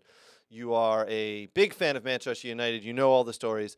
Brooks is not necessarily a Manchester United fan. He's not a hater. So- he knows some of the stories, but I expect it. But to me, and no offense to anybody else in the room, Brooks is a 100% American soccer fan and likes the English Premiership game and is still learning about what happened in the 90s and 2000s. Yes. So to Nate? be honest, Yep. like a lot of that Mm-hmm. stuff that happened, and basically I didn't start following United until he left. Okay, Not because okay. of him. So Yeah, a yeah, lot yeah. of that was very, very Okay. new to me. Yeah. I lived Say Yeah. what? it, and I lived it. Yeah. So I didn't did. live any of that. So you Like- kind of okay. So I didn't Yeah, know that. So no, that's yep, good. Yep. I was more like 2000. I would say 2006, 2002, somewhere around there. Okay. When I jumped in, I was the Rooney era. Yeah. That era. That Just after he left. just right? after he Okay. left. So I knew who he was, I knew what he was, but I didn't experience Now, all that stuff in the beginning. Danny grew up in England in and around this area and lived it and breathed it and had the haircuts. Mm-hmm. Danny, I will let you go at it and have your thoughts, and then I'll put mine in, and then we'll have a discussion about the whole thing. Yeah, no, a lot of it I already knew. From his childhood. From the time he came to Manchester United, how he came to Manchester United. When he won the Youth Cup, and then when he broke into the first team with the rest of the class of '92. So I knew a lot of it. There was some stuff. There's some really good surprises. I've got 5 of them here that I kind of want to touch on some bullet points. You're gonna need to name those off because I need to know what you didn't know. That's interesting. Yeah, so there were some surprises that I didn't know. So the first one was I didn't realize at the time the severity of what he went through when he got sent off against Argentina in the '98 World Cup. I knew it was bad, but I didn't realize how bad it was, not just from a public standpoint, but from an internal emotional standpoint of what he went through. Gonna let you. I got a little bit of a counter to that, but I'm gonna let you finish. Sorry, go ahead. I want to hear the 5 fully ones, but yeah, that so makes I sense. didn't realize how bad it was. The second one was I wasn't aware at the time that United had agreed a fee with Barcelona for Beckham when Sir Alex walked into Carlos Queiroz' office and was like, "We're selling Beckham." Yep. I didn't realize It was that Barcelona. It was Barcelona, and then when David called Sir Alex and wanted to talk with him, and he said, "No, I don't want to talk to you." He was like, "Okay, well, you know what? Motherfucker, if I'm leaving, I'm leaving to who I'm leaving who I want to go to." Yeah. You know, and that's how he ended up at Real Madrid. So I didn't know that. I didn't really realize, and it opened my eyes to how the myth of Sir Alex ruthlessness was actually a reality. How ruthless he was. Yeah. I didn't really realize how ruthless he was, and that documentary to me, he was a big Beckham fan, and he loves the boy. You can clearly see that he's one of his kids, but it was almost like there's nobody bigger than the club. I always knew that, but he was very, very ruthless. They kind of, while you're on that, they kind of painted him a little bit in a bad light. Yeah, they did. And And they I teetered think- back and forth, but I he think was they okay really with did. that. Yes. The last thing, the last two things was how supportive Victoria was, through that. I always thought she was a bit well-to-do, a little bit stuck up, and told him what to do, etc. But clearly from the documentary, it was him that was like, hey, we're going to Paris, we're going to America, we're going to Spain. And she followed him everywhere and supported him. And it changed my opinion of her in a way. Yeah, she came off really good. Yeah, it changed my She opinion did. of her. Yeah. And then the last thing was, like Beckham was my idol growing up, and you can ask me mum, haircuts, clothing. I had a very, very similar free kick style that was modeled off his technique. The dedication to the sport was molded based off him. And after that documentary, really, to be honest with you, just watching it in depth, I couldn't really be more prouder to say that David Beckham was my childhood idol. I loved him, and that documentary was really well done. I think the documentary was very well done. I think Nate nailed it when they said they told a little bit. They weaved it, and they told a really good story. I think this documentary was made for the American fan getting into soccer. One, it's very pro Manchester United, by the way, and I don't dislike that. It's his club. That's who he loves. He loves the club. He still to this day loves the club. I get it. I have friends and my brother who refuse to watch it because they don't want to watch anything pro Man United. And they didn't grow up saying, I love David Beckham or anything like that. I was a huge Beckham fan. Nate, I'll let you go ahead, chime in. So I'm going to go to a part.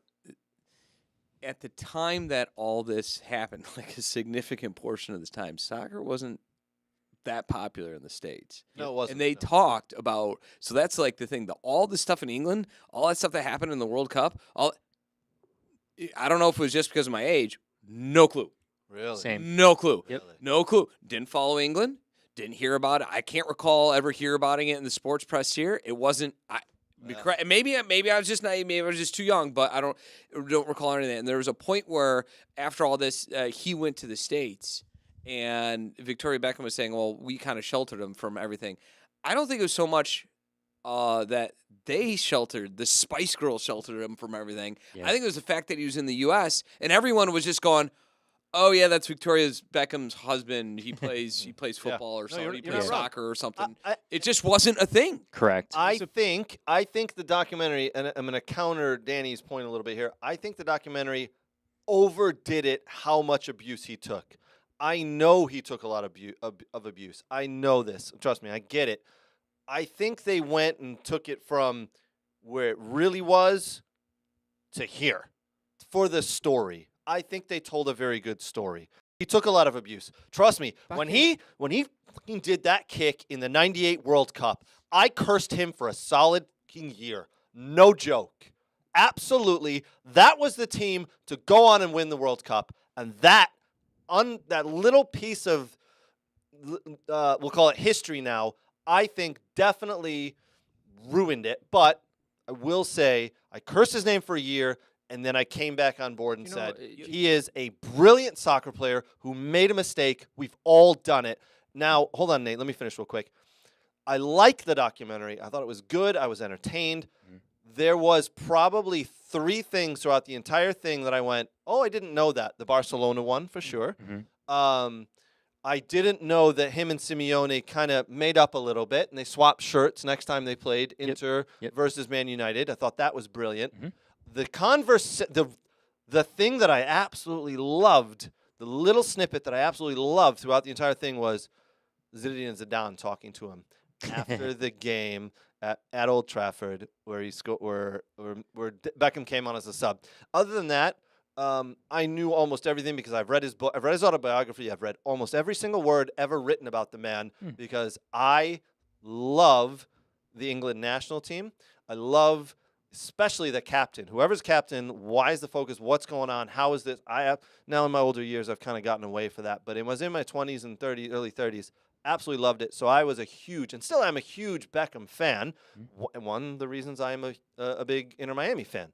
David Beckham picked him before Messi got there, right? Yeah. So, but for me, I think one of the things, I don't want to say pissed me off, but my sister-in-law put on Facebook the other day, loved the Beckham documentary, didn't know any of this about him. And I went, oh, God.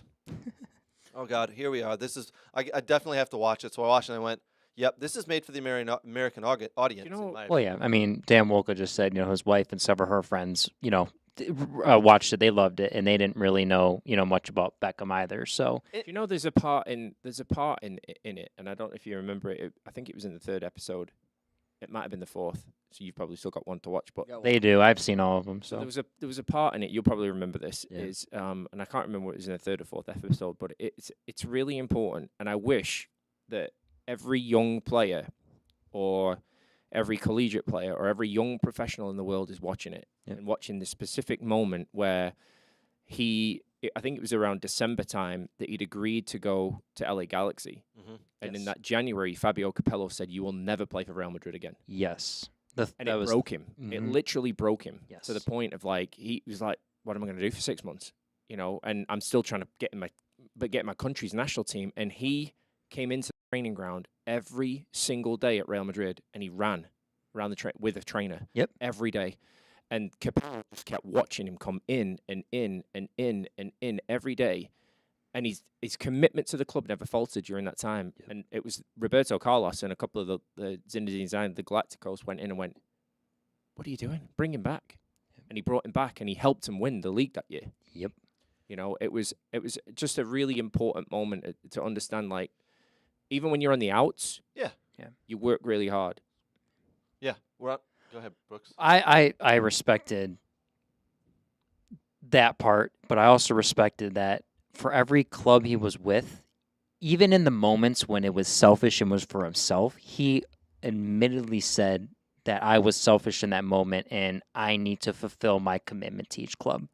I have huge respect for that, and also his vulnerability that he had to talk about certain things within the documentary.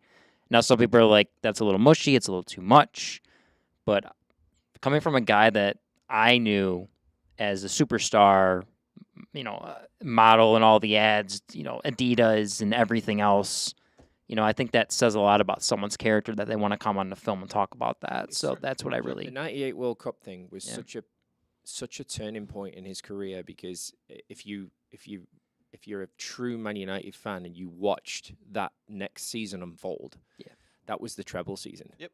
The '99 treble you're right. season. Yeah. And they play now. I think they played into that in the story, right? oh, they did. And 100% they did. But part of it. but Don't get me wrong. But it also came out in Roy Keane's book. It came out in Neville's book. It came out in Sir Alex's book that they protected him that whole year. Yeah, of course. You do what you do know, for your teammates, right? You're turning up to West Ham and they've got burning effigies with Beckham's shirt on it and stuff like that, which that's how I developed my hatred for West Ham and all that sort of stuff. But and you get in to certain points of the season where it's just, you got to a point where they played Liverpool at home in the FA Cup 3rd round that year. Michael Owen scored first, and then they scored twice in stoppage time. Your old Boyd White York scored one, and Solskjaer scored the other. And it was that point where you just thought Beckham was having a hand in everything. He really did that year. Had an hand. Now, agreed, 100%. I do want to say though, The part that really pissed me off when he scores the goal at Old Trafford against Greece, right? Brilliant. And he says, and then they show the clips of him in training with United. He goes, I went into United training and I thought the manager was going to high-five me and I was going to give me a pat on the back, and he didn't. He ignored me. And they showed clips of Beckham in training that day in the rain, and he's having fun, and he's at blah, blah, blah. And the manager stood there with a staunch look on his face. And think about that from a football perspective. It's Manchester United. Sorry, David Beckham. There are 17 other international players here who went out and did the same thing, right?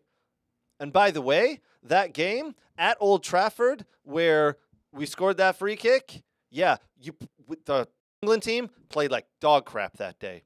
They played. You're playing Greece. I think so. I think they played the story up. Now I think he went in. I don't even think that footage is from that training session. It's from a different training session. The manager, what's he supposed to do? High five everybody who made it to Euros? No, in his opinion, and I'm going to put words in Sir Alex Ferguson's mouth right now, which is a horrible thing to do. But he would probably prefer none of his players disappeared for international duty, Euros, World Cup, friendlies across whatever. Because he's focused on Manchester United. I think they played that up, in my opinion. I think it was more coming from a place of a fatherly figure. You know, Sure. and Sure, I Sir get Alex that. was just like, he was his surrogate father in Yeah, a way, and yeah, he yeah, just wanted a pat on the back from his dad. You know, it was just like he'd done something really special. He's just like, come on, boss, like, give me a pat on the back, you know. Yeah. You know, I get it. I absolutely get it. I will say, for anybody who hasn't watched the Beckham documentary, you will most likely enjoy it. You will enjoy it. Go watch it. It's on Netflix. It is good. Take it with a grain of salt. A couple of things Danny did not know about, a couple of things I didn't know about, but it is very good. Brooks? So there's one thing to add. So I was, again, texting with one of my buddies who was is an agent back in Europe, back in when the Beckham and everything was happening, all that was happening. The one thing we talked about, which was never mentioned in the documentary, was this lady named Caroline McAteer, who was a PR person. Mm-hmm. And she handled a lot of the stuff around that time after the England incident and everything. But specifically with David and Victoria, she handled a lot of the PR stuff to kind of die things down a little bit. Sure. So that was the one aspect of the documentary I kind of wanted to we talked on the phone for like 30, 40 minutes about like kind of how she handled some stuff, but that's the one thing that they didn't dive into that I would have been more interested in as well, because the press were just relentless with the two of them. Welcome to the English media. Yes. Right? They build you up to tear you down, Yeah. and all they care about is clicks and selling newspapers. Correct. That's the way it is. Overall, I think, personally, I'd probably give it a 3 out of 5 stars. But that's from someone who, again, has read almost every word written about the man and really do like him. Went through a year where I just despised him for the 98 kick, red card, right? But I give it 3 out of 5. I thought it was very good. I will guarantee that most average soccer players here will give it a 5 out of 5. So, yeah, anyway. By the way, Glenn said he'd watch it. Not Kyle, but Glenn said he'd watch it. Yeah, Kyle definitely doesn't want to watch it. Too pro Man United for him. Glenn will probably watch it. Glenn lived through a lot of that stuff as well. Yeah. Yeah, for sure. I don't know if I would say if there's one person who hates Manchester United more than me, it might be Glenn. And Tiger Woods. He hates Tiger Woods. Yeah. Yeah. Anyway, Nate looks bored, so I think we're going to move on. All right. You know what? We promised it. We're going to display it now. The top 11, Nate's, Danny's, and my top 11 Premiership players. These are the Premiership players that we feel have done the best this season in the Premiership. We've all we went away for 2 weeks. We deliberated. Individually, we didn't tell each other. Nobody knew what was going to happen here. We've all picked players, and we've put them into a little graphic. You know, I think we'll start out with Nate. I'd love for everybody to see Nate's. I'm excited to see Nate's. Yeah, Actually. Nate's top 11. I'm here. excited to see Nate. Do you have the clubs? Do you have the full picture? I just have the names on the board, my friend. All right, put them up. right. Put them up. Give me a second here. Let's get your. What do you want me to do? You want me to run through them? Yeah, let's see. Why have you picked? Oh, God, they're so far away. Sorry. Yes. Do you want me to read them off for you? In Yes. goal. I got All the keeper right. You did. You got the keeper right. Bernd But Leno. you don't know why. So- All right. yeah, go for it. Do you want to start from? Oh, Go for the start from the goal. Strikers always go first. You want to no what? You always know love it's 4-4-2, right? Like that's how you do. Yeah. You know the one. Okay, you do whatever. This is How your. do you wanna do it? This is your top 11. You do it, my friend. All right, we're going with, and Danny called it. We got Leno. Bernd Leno. Yes. Why? Who- Why? Why did you pick him? Well, it's quite obvious. Former Stuttgart player, former Leverkusen player. Yeah. He nailed it. So he is in your top. He is your top Premiership goalkeeper of the year. Yeah. Okay. Yeah. That makes a I lot know. of sense. I know him intimately. Yeah. Yeah. All right. Yeah. All right. So left to right, we got Gomez. Yep. Joe Gomez. Want to know why? Yeah, why? Has he had a good year so far? From Dortmund. Former Dortmund player. Yep. Dortmund player. Yep. Then Okay. we have, I can't read my own handwriting. so Virgil I'm gonna- van Dijk. No, it wasn't Virgil van Dijk. It was Van Devon from former Wolfsburg player. What? Yeah. Virgil van Dijk. No, I did not say Virgil van Dijk. Well, now the whole graphic and the whole scene is thrown out. Oh, Virgil van Dijk never played in Germany. You ruined it. So You know what? You write like a doctor, by the way. I do. Everybody else sent it written in an email. You sent a picture of your chicken scratch, I can't even read it. along with another picture that I can't display on the TV because. All right, moving on. This is a kids' family show, by the way. We got, was it Akanani? Manuel Akanji. Yeah, that one. That guy. Because he's from I don't know where. Dortmund. Dortmund. Okay, yep, that makes sense. Gardeval, because he's from Yep. Leipzig. Yep. We Yep. got Pascal Gross from Hoffenheim. Yep. Noregard from Hamburg. By the way, Pascal Gross has been having a great year this year, so I'm not going to argue From with Hoffenheim. that. From Hoffenheim. Diaby from Leverkusen. Son from Leverkusen. Diaby's been having a great year for Villa, by the way. So Yep. yep. So, son from Leverkusen. Yep. Zabazar from Leipzig. And Sobischlei. Zabazar Yeah. from Leipzig. And Holland from Dortmund. I mean, to be honest, All Holland, former- Son, Sobischlei, All Gross. played Diaby? in the Bundesliga before coming over. Okay. I mean, that is absolutely the reason to pick your top 11 Premiership players of this season. Yep. I mean, okay, well done. And I left, and I left some, like De Hoon's left out of there, Gravenbach's left out of there, Endo's left out of there, Conte's left out of there, Matip's left out of there. You want to know where they all came from? The German Bundesliga. Leipzig, Stuttgart, Munich, Dortmund, and Leipzig. All right. Well, moving on. Well done. There's your best players, Yeah, all because they have one singular thing in common. They played in the Bundesliga. Yes. And that's why they are the best players in the Premiership. Yes, because the Oil League has bought all the farm players. Understood. All right, that makes a lot of sense. Harvested our talent. Jackass. Harvested. All right, we're gonna move on. Danny, you ready? Yes, sir. Here is your top 11 Premiership players of the season. This season, I'll let you go ahead and read them off, my friend, and tell us. So, goalkeeper Nick Pope. Pope's the best English goalkeeper that we've got. So, and he's having a great season right now. I think, he was in the Premier League Fantasy League top goalkeeper last year. So I went with Nick Pope. I actually like him as a goalkeeper. Kieran Trippier, also from Newcastle, as right back, English. Had a great season. Atletico Madrid came back, and he's been a stalwart for Newcastle at right back, and arguably the best attacking right back in the league outside of Kyle Walker. But I prefer Kieran Trippier. Can also whip in a free kick, right? Yeah, Very good dead ball free kick, specialist. dead ball specialist. Yep. On the other side, I've got Lucas Digne. Liked Digne at Everton, went to Aston Villa. I don't think there's a better left back, and I'm probably not giving Robertson enough credit. But I do like Lucas Digne. The centre back pairing of William Saliba and Lewis Dunk. Saliba, to me, probably one of the best centre-backs in the Premier League last season until he got injured, and he has been this season so far. In fact, I go back to the Man City game just recently where he completely shut down Haaland, Oh yeah.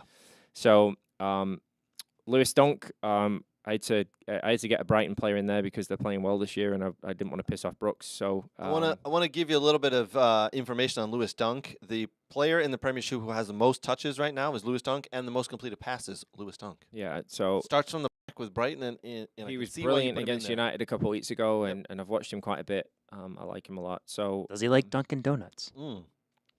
Sponsorship opportunity there for Mr. Dunk. Yes. So I went with a midfield three, kind of like a two CDMs and an attacking centre mid. I went with Rodri and Declan Rice from Man City and Arsenal. I think Rodri's probably arguably the best holding central midfielder in the world at the minute. Yep. And he's outside of his silly suspension that he got, I think he's been absolutely terrific this year. Declan Rice has just been doing it consistently for the past 12 months for West Ham, and he's had a good start to the season at Arsenal. James Maddison has obviously switched clubs from Leicester to Tottenham and has gone in there, and obviously not an easy task taking the 10 shirt off Harry Kane. I thought he's been absolutely terrific. Same with Son Heung-min Son at Spurs, his teammate, who, again, not easy to step up and take over from Harry Kane. Not only has he took the captaincy, but him and Maddison have been absolutely terrific for Tottenham this year. And I don't think there's a better left-sided forward at the moment than Heung-min Son. Mo Salah on the right side. Obviously, I work for Liverpool, so I had to give Salah a shout. But really, to be honest with you, Salah's having a great season. Another great season. Yeah, he's just a phenomenal another player. great season. He's fantastic for Liverpool at the minute. And then I went with Julian Alvarez as the 9 because, and this probably unpopular opinion to most, I actually think Julian Alvarez is more important to Manchester City than Haaland. Interesting. He has 4 goals on the year. Yeah. And I believe he has 3, maybe 4 assists as well, so I can see why you put him in there. But, yeah, I think most people would obviously prefer Haaland, who has 8 goals on the season, over him. But, I mean, there's no argument here. Yeah. No, I like Julian Alvarez, so that was my 11. Yeah. You know what? We got one of those in common. Which one? Son? Heung-min Son. Because Yeah. Danny likes Leipzig. Danny definitely Or no, likes Leverkusen. Leipzig. Yeah, Yes. Leverkusen. Okay. Big Xavi Alonso fan over here. That's why I picked him. Yeah. It's a pretty good 11, though. And you know what? I think there may be 4, maybe 5 on the board that you and I have agreed with. Okay. So How many that you agreed with me just for my reasoning? None. Oh. Sorry, Nate. How many you've agreed with me just period? None. Oh. I will say, you've heard me say it almost every single week since the Premiership has started back up. Dominic Soboslai is an absolutely phenomenal player. So he's on there. He's not on my list. No. Come on, stick your 11 up. Stop. Someone definitely beat him out. All right, stalling. here is my top 11. Yeah, So, wait, you just lied to me because one of them is on there. who do I have on there? Holland.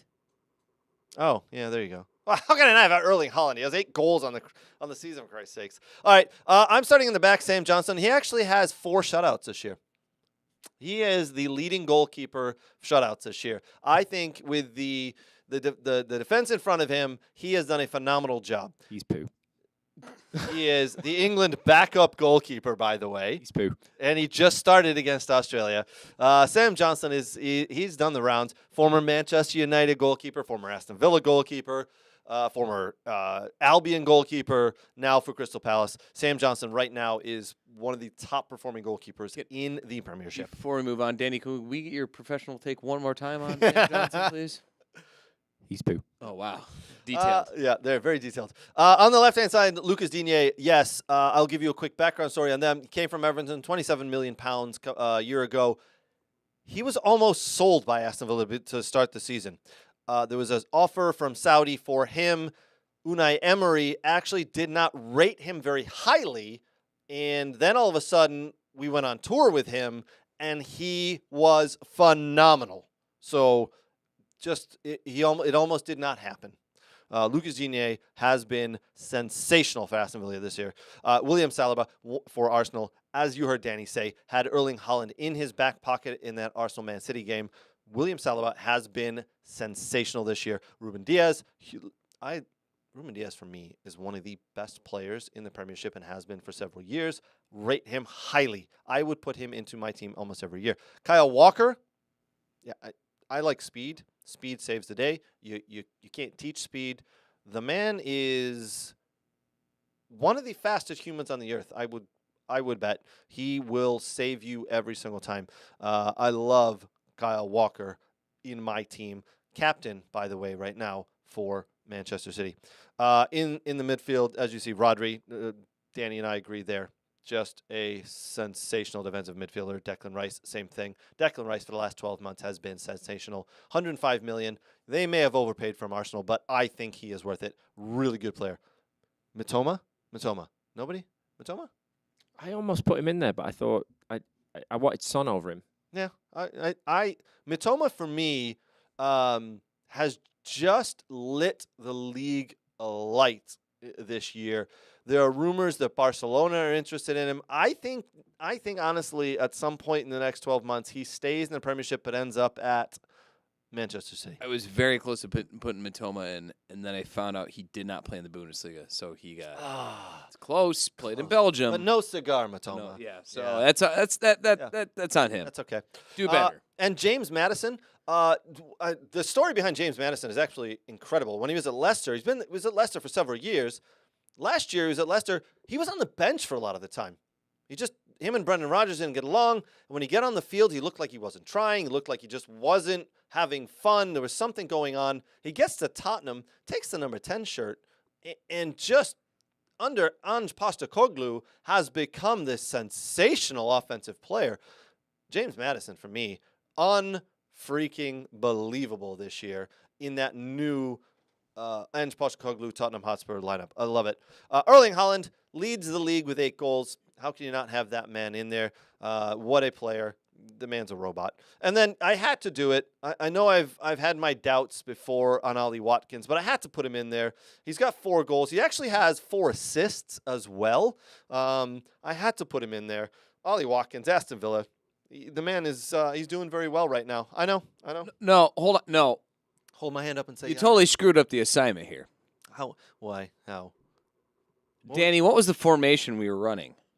Well, you guys wanted to go with a 4-3-3, 4-2-3-1. We went. 4-2-3-1. yeah. I don't agree. And with what that. do you line up every one of our formations? So I mean- it makes no sense why I have Son as a striker. And I thought you just screwed up the graphic until I saw what you did. Yeah. Where you put 2 strikers in there because Son was supposed to be my 10, my attacking mid, and my formation makes way more sense and is actually very superior Well, using my German He's players. actually got in his graphic there. He's got the 4-4-2. He's got Matoma in the center of midfield, and if you just take him out and put him up front, you've got a 4-3-3. So all right. you're actually Now- playing him out of position right now. You're gonna get fired. Now we're going back into the conversation I've wanted to have for several weeks, boys. He's defending it. 4-4-2. He's defending. Everything comes out of the 4-4-2. No. You can do a 4-2-3-1. No. It all comes down to a 4-4-2. No. What do the winning teams play? It's pedestrian. Not 4-4-2. 4-4-2. Not 4-4-2. 4-4-2. No. He's defending. You in want to the play a 4-4-2. 4-2-2-2-2? Yeah. That's German right there. No, they play That's the the 3-back German system. A box. A 3-3-2-2-2-2, or however many twos. Nobody you need. plays a box except the Brazilians. Wait, what? The box of what? The middle 4? Almost like Middle four. every That's a Premier- diamond. The diamond? You call it the box? It's a diamond. Well, you can plays a play a box? box, Offensive, or you can defensive, play a left, diamond. right. Almost every Premier League team's playing a form of 4-2-3-1. Are they not? It's 4-2-3-1, but Yeah. not a box in the midfield. No. Yeah. Yeah. I didn't say And a every box. German team is pretty much playing with a 3-back system and 2 wing backs. How are you playing your 4-4-2? Traditional wide players? Yes. You're a dinosaur, you are. Hey, can I ask? Yes? Do you got a sweeper Yes? stopper in there too? Whoa! I'm not Is that that back old. from the Man I United do days? like How are you playing your 2 central midfielders? Are they side by side? or Yeah, are they're they up side and by down? side. No, No, up they're and side by side. Oh. Central defensive midfielder and offensive. You had them midfielder. side by side in that Yeah, graphic. but I couldn't. The graphic that could have. If you were the I would Aston have Villa, made it- if yeah. you were the Aston Villa boss playing a 4-4-2, you would get Wait, so he was essentially playing absolutely like a destroyed by City. So Yes. you're essentially Yes, I playing would. like a 4-1-3-2 then, because you're playing him up and down, right? Yes. Okay. No, it's, in your world it'd be Yeah. a 4-1-2-1-2. God, that just blows my mind. Welcome to 2002, Brooks. How old were you in 2002? It was in 12? middle school. You're in middle school. My Yeah. 12. Oh, Yeah, good lord. I'm 32 right now, so yeah. I think. Yeah. This is why the Beckham documentary really, really resonated with this young man. It just Yeah. went over his head, and that's why we get the lacrosse shit every week. It's so young. I still can't get over how he said 4-2-3-1, and he shoehorns up my. That's why I was like, why is Son as forward? That makes no. He's my attacking mid. That's why I put it. If I watched more of the Premier League, I would have done it, and I would have done exactly a 4-2-3-1 or 4-3-3. Well, So all right, I so- follow instructions. It's hard to put a formation, right? Because No, it's not. It's really easy. I did it right there. Look, Can you tell me how good that is. Can you read any of that? By the way, Yeah, thank Danny? you. Can you Yeah, I can can you catch it. read any of that? Yeah, not you- that bad. Can you read that? Scribbly. What was his two center backs? Who are his two center backs? Van Devon Thank you. and, and Akanji. Oh, you're welcome very much. Yeah, then His I got his that. his club writing is absolutely chicken scratch. I mean, he looks like it definitely looks like a doctor. Who the hell is Lip Pig? I think It's Leipzig. Who the hell is Lip? It's Lip like- Pig? it's like- Oh, is that supposed to be? It's Leipzig. RB Leipzig. It's next to Leipzig. RB Leipzig, not Lip Pig. You. What do you think Leipzig is in German? Who the hell does Akanji play for? He played for Dortmund, Yeah. but he This- plays for Man City. This says Dontor.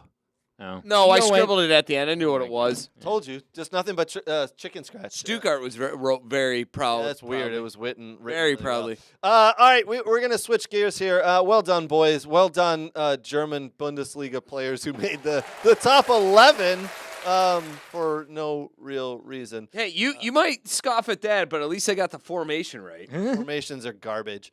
Is it with the ball or without the ball? Which formation do you want to? It's With the ball? before kickoff. I think you're defending. Stop. You We thi- don't want to go down that rabbit hole Yeah, right don't- now. I mean, not Before right it's how we now, line up but I before do at kickoff some and the point. Royals' responsibility before we start the match. Before wait, kickoff. Do we have the kickoff or do we not have the kickoff? Because if you want me to tell you how teams line up when they have the kickoff, I'll be glad to do that. Well, then you line up in. It's like a Here. three. Hey, are you with me on this? Hold on a second. Are you with me on this? Because why does he give a shit with or without the ball? Because It's all he does 4-4-2 is anyways. all he does is walk around the forward line. All he does- By the way, you want to know why he's screaming 4-4-2? What do you think Austin Villa has been playing this whole time? 4-4-2. 4-4-2. You want to know why the Fifth U.S. in You the want to league. know why the U.S. men's national team always played 4-4-2? Because it's the most simplest formation to run and the one you run with players who can't understand complex roles and responsibilities. Man against man, battle on battle. Let's do this. He's claiming he's a You simpleton. know what? Wait, I'm a center forward. Reading the lines.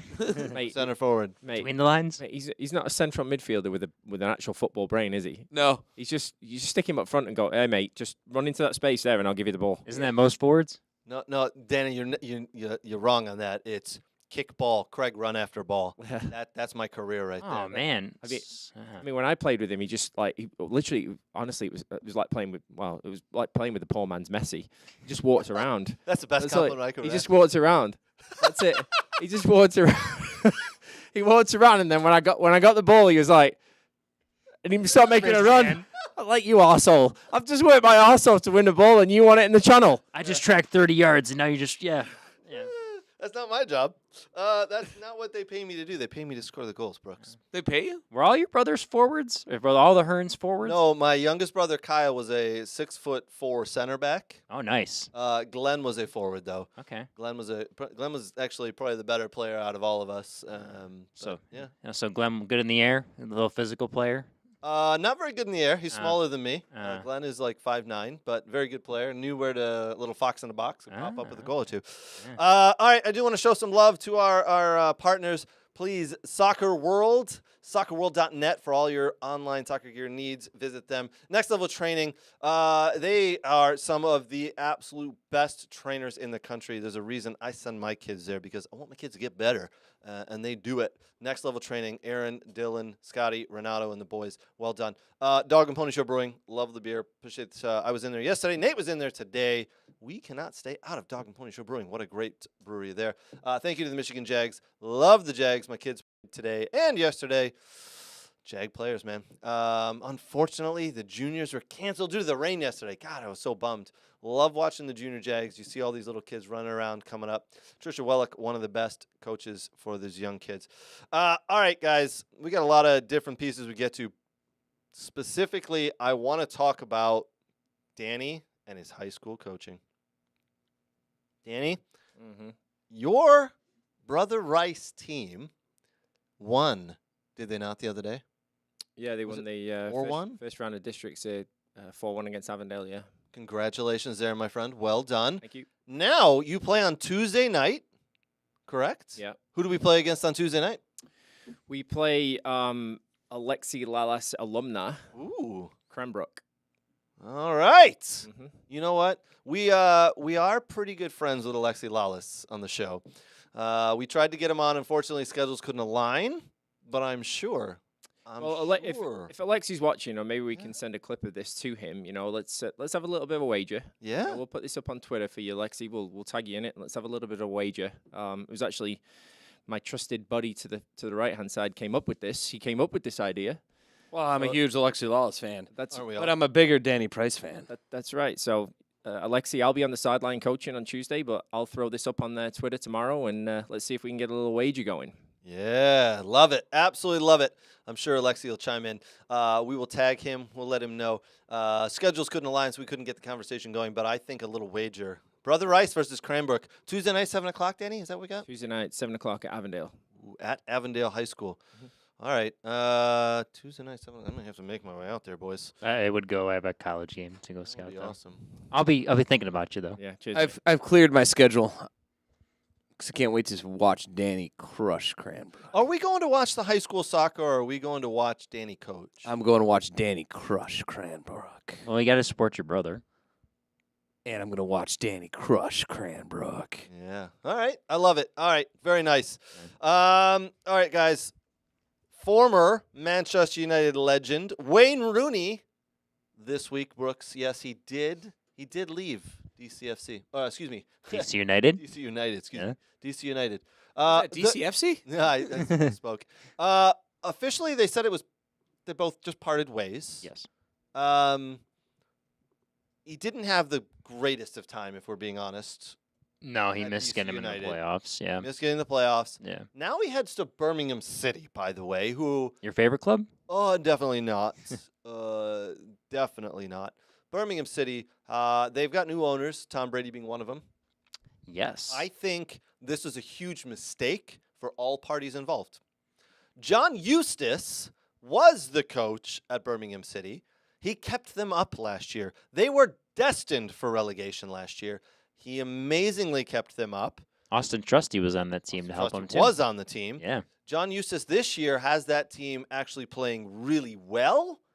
And now they fired him to bring in Wayne Rooney so the big name could come in.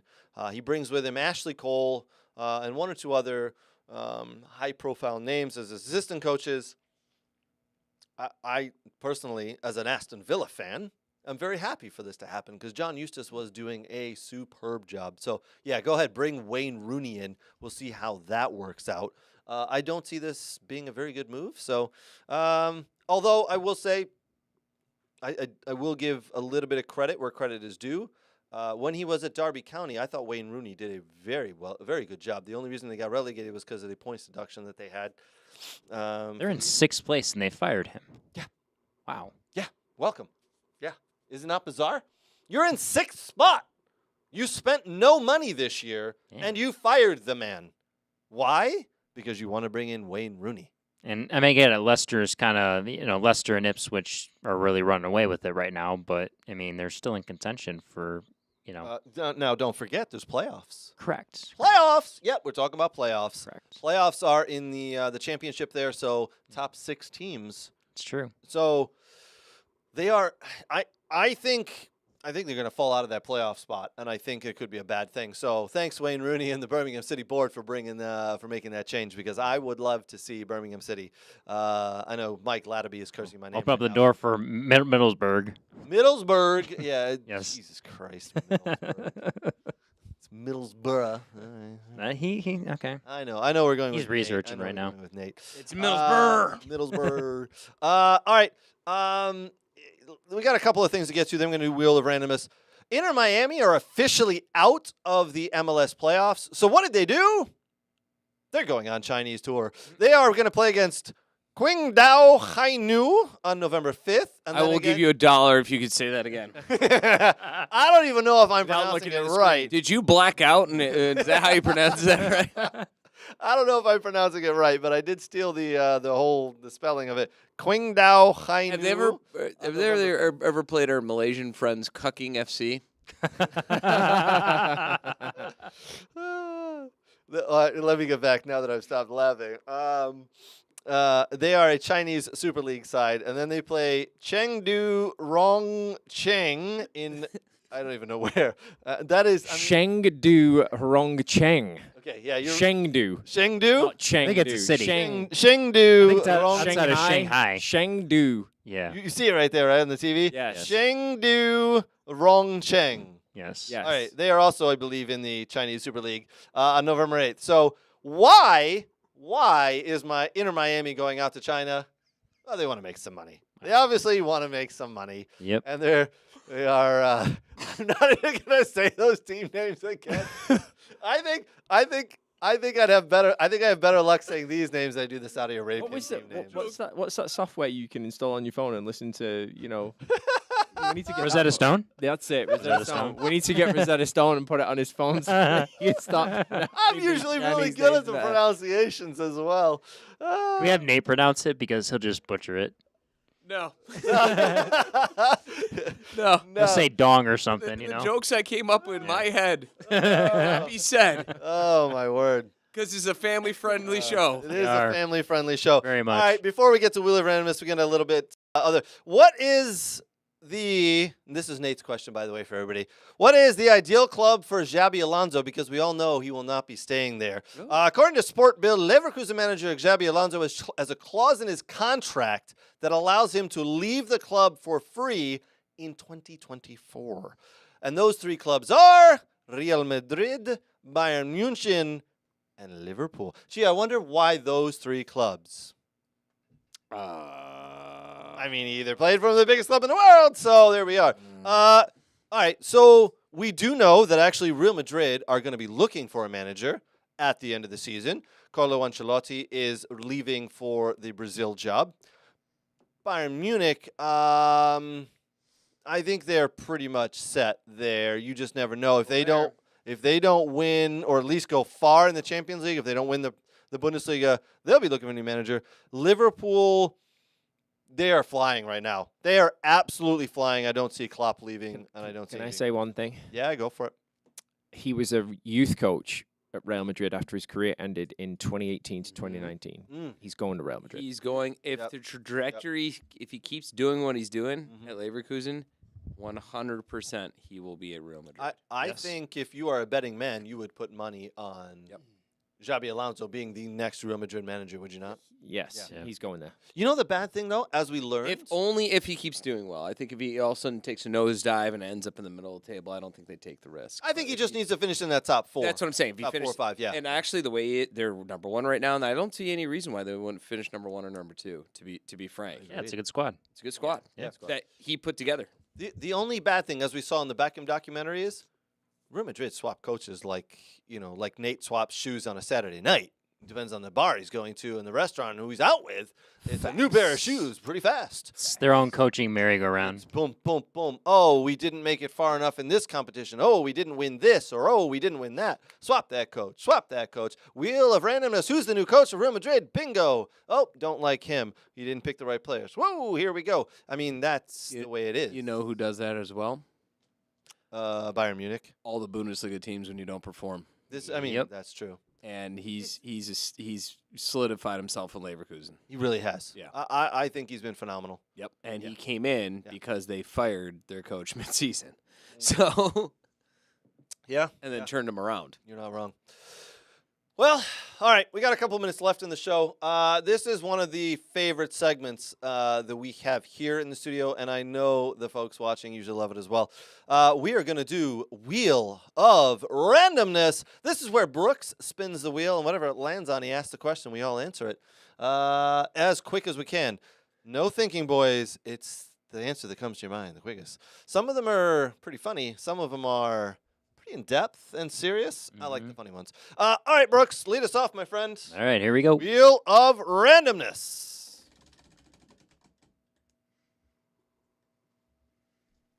All right. What do we got? Let's see. If you can go into business with one professional soccer player, who would it be with, and what business would you start? Ooh, great question.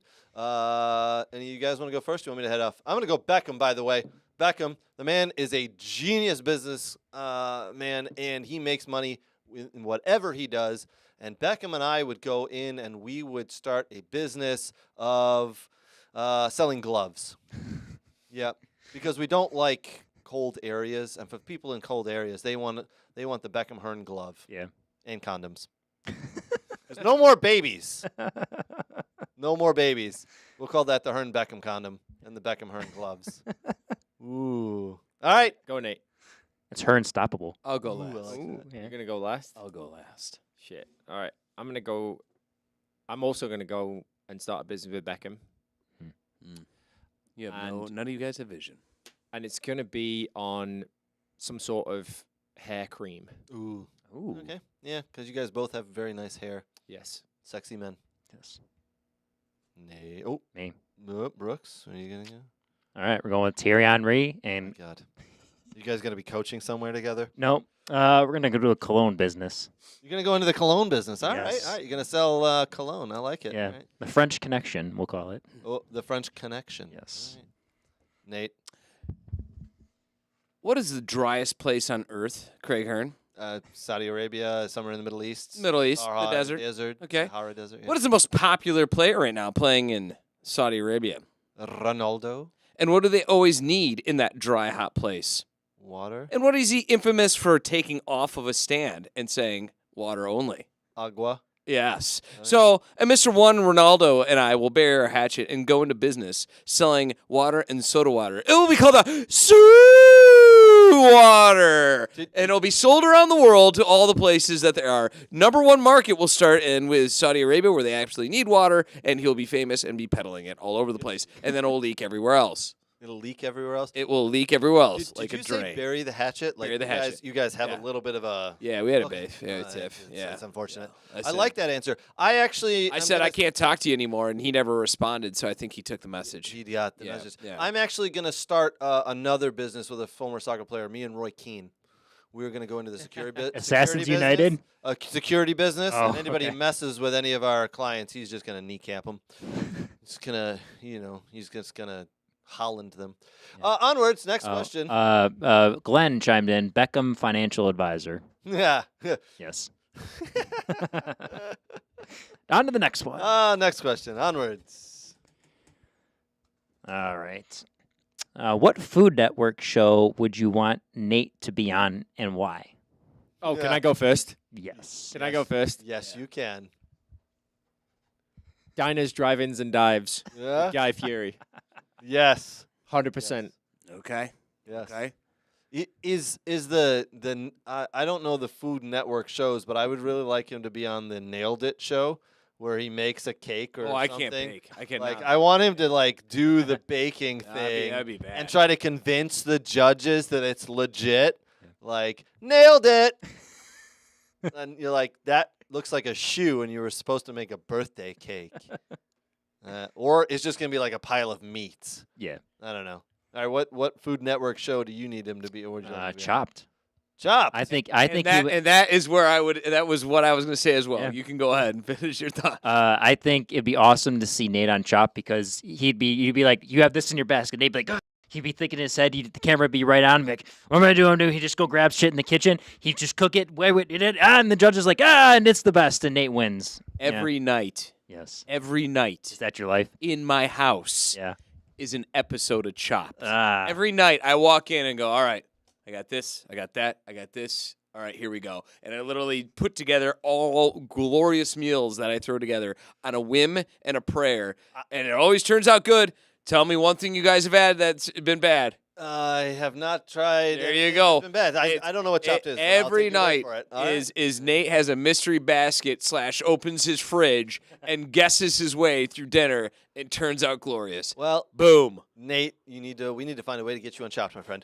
All right, ladies and gentlemen, I think that's going to wrap us up for the week. We appreciate you watching. For the boys in the studio, I very much appreciate you guys and the insight. Hopefully, everybody listening and watching enjoyed the show. We appreciate it. Do us a huge favor. Give us a like, give us a subscription, give us a share. And if you're listening on the podcast, give us 5 stars. It means a lot. We would be forever grateful. Do us a big favor as well. Soccer World, Next Level Training, Dog and Pony Show Brewing, Michigan Jags. Give them a like, a subscribe, and a share. Follow them on the socials. And until next week, we will bid you adieu. Cheers. Cheers.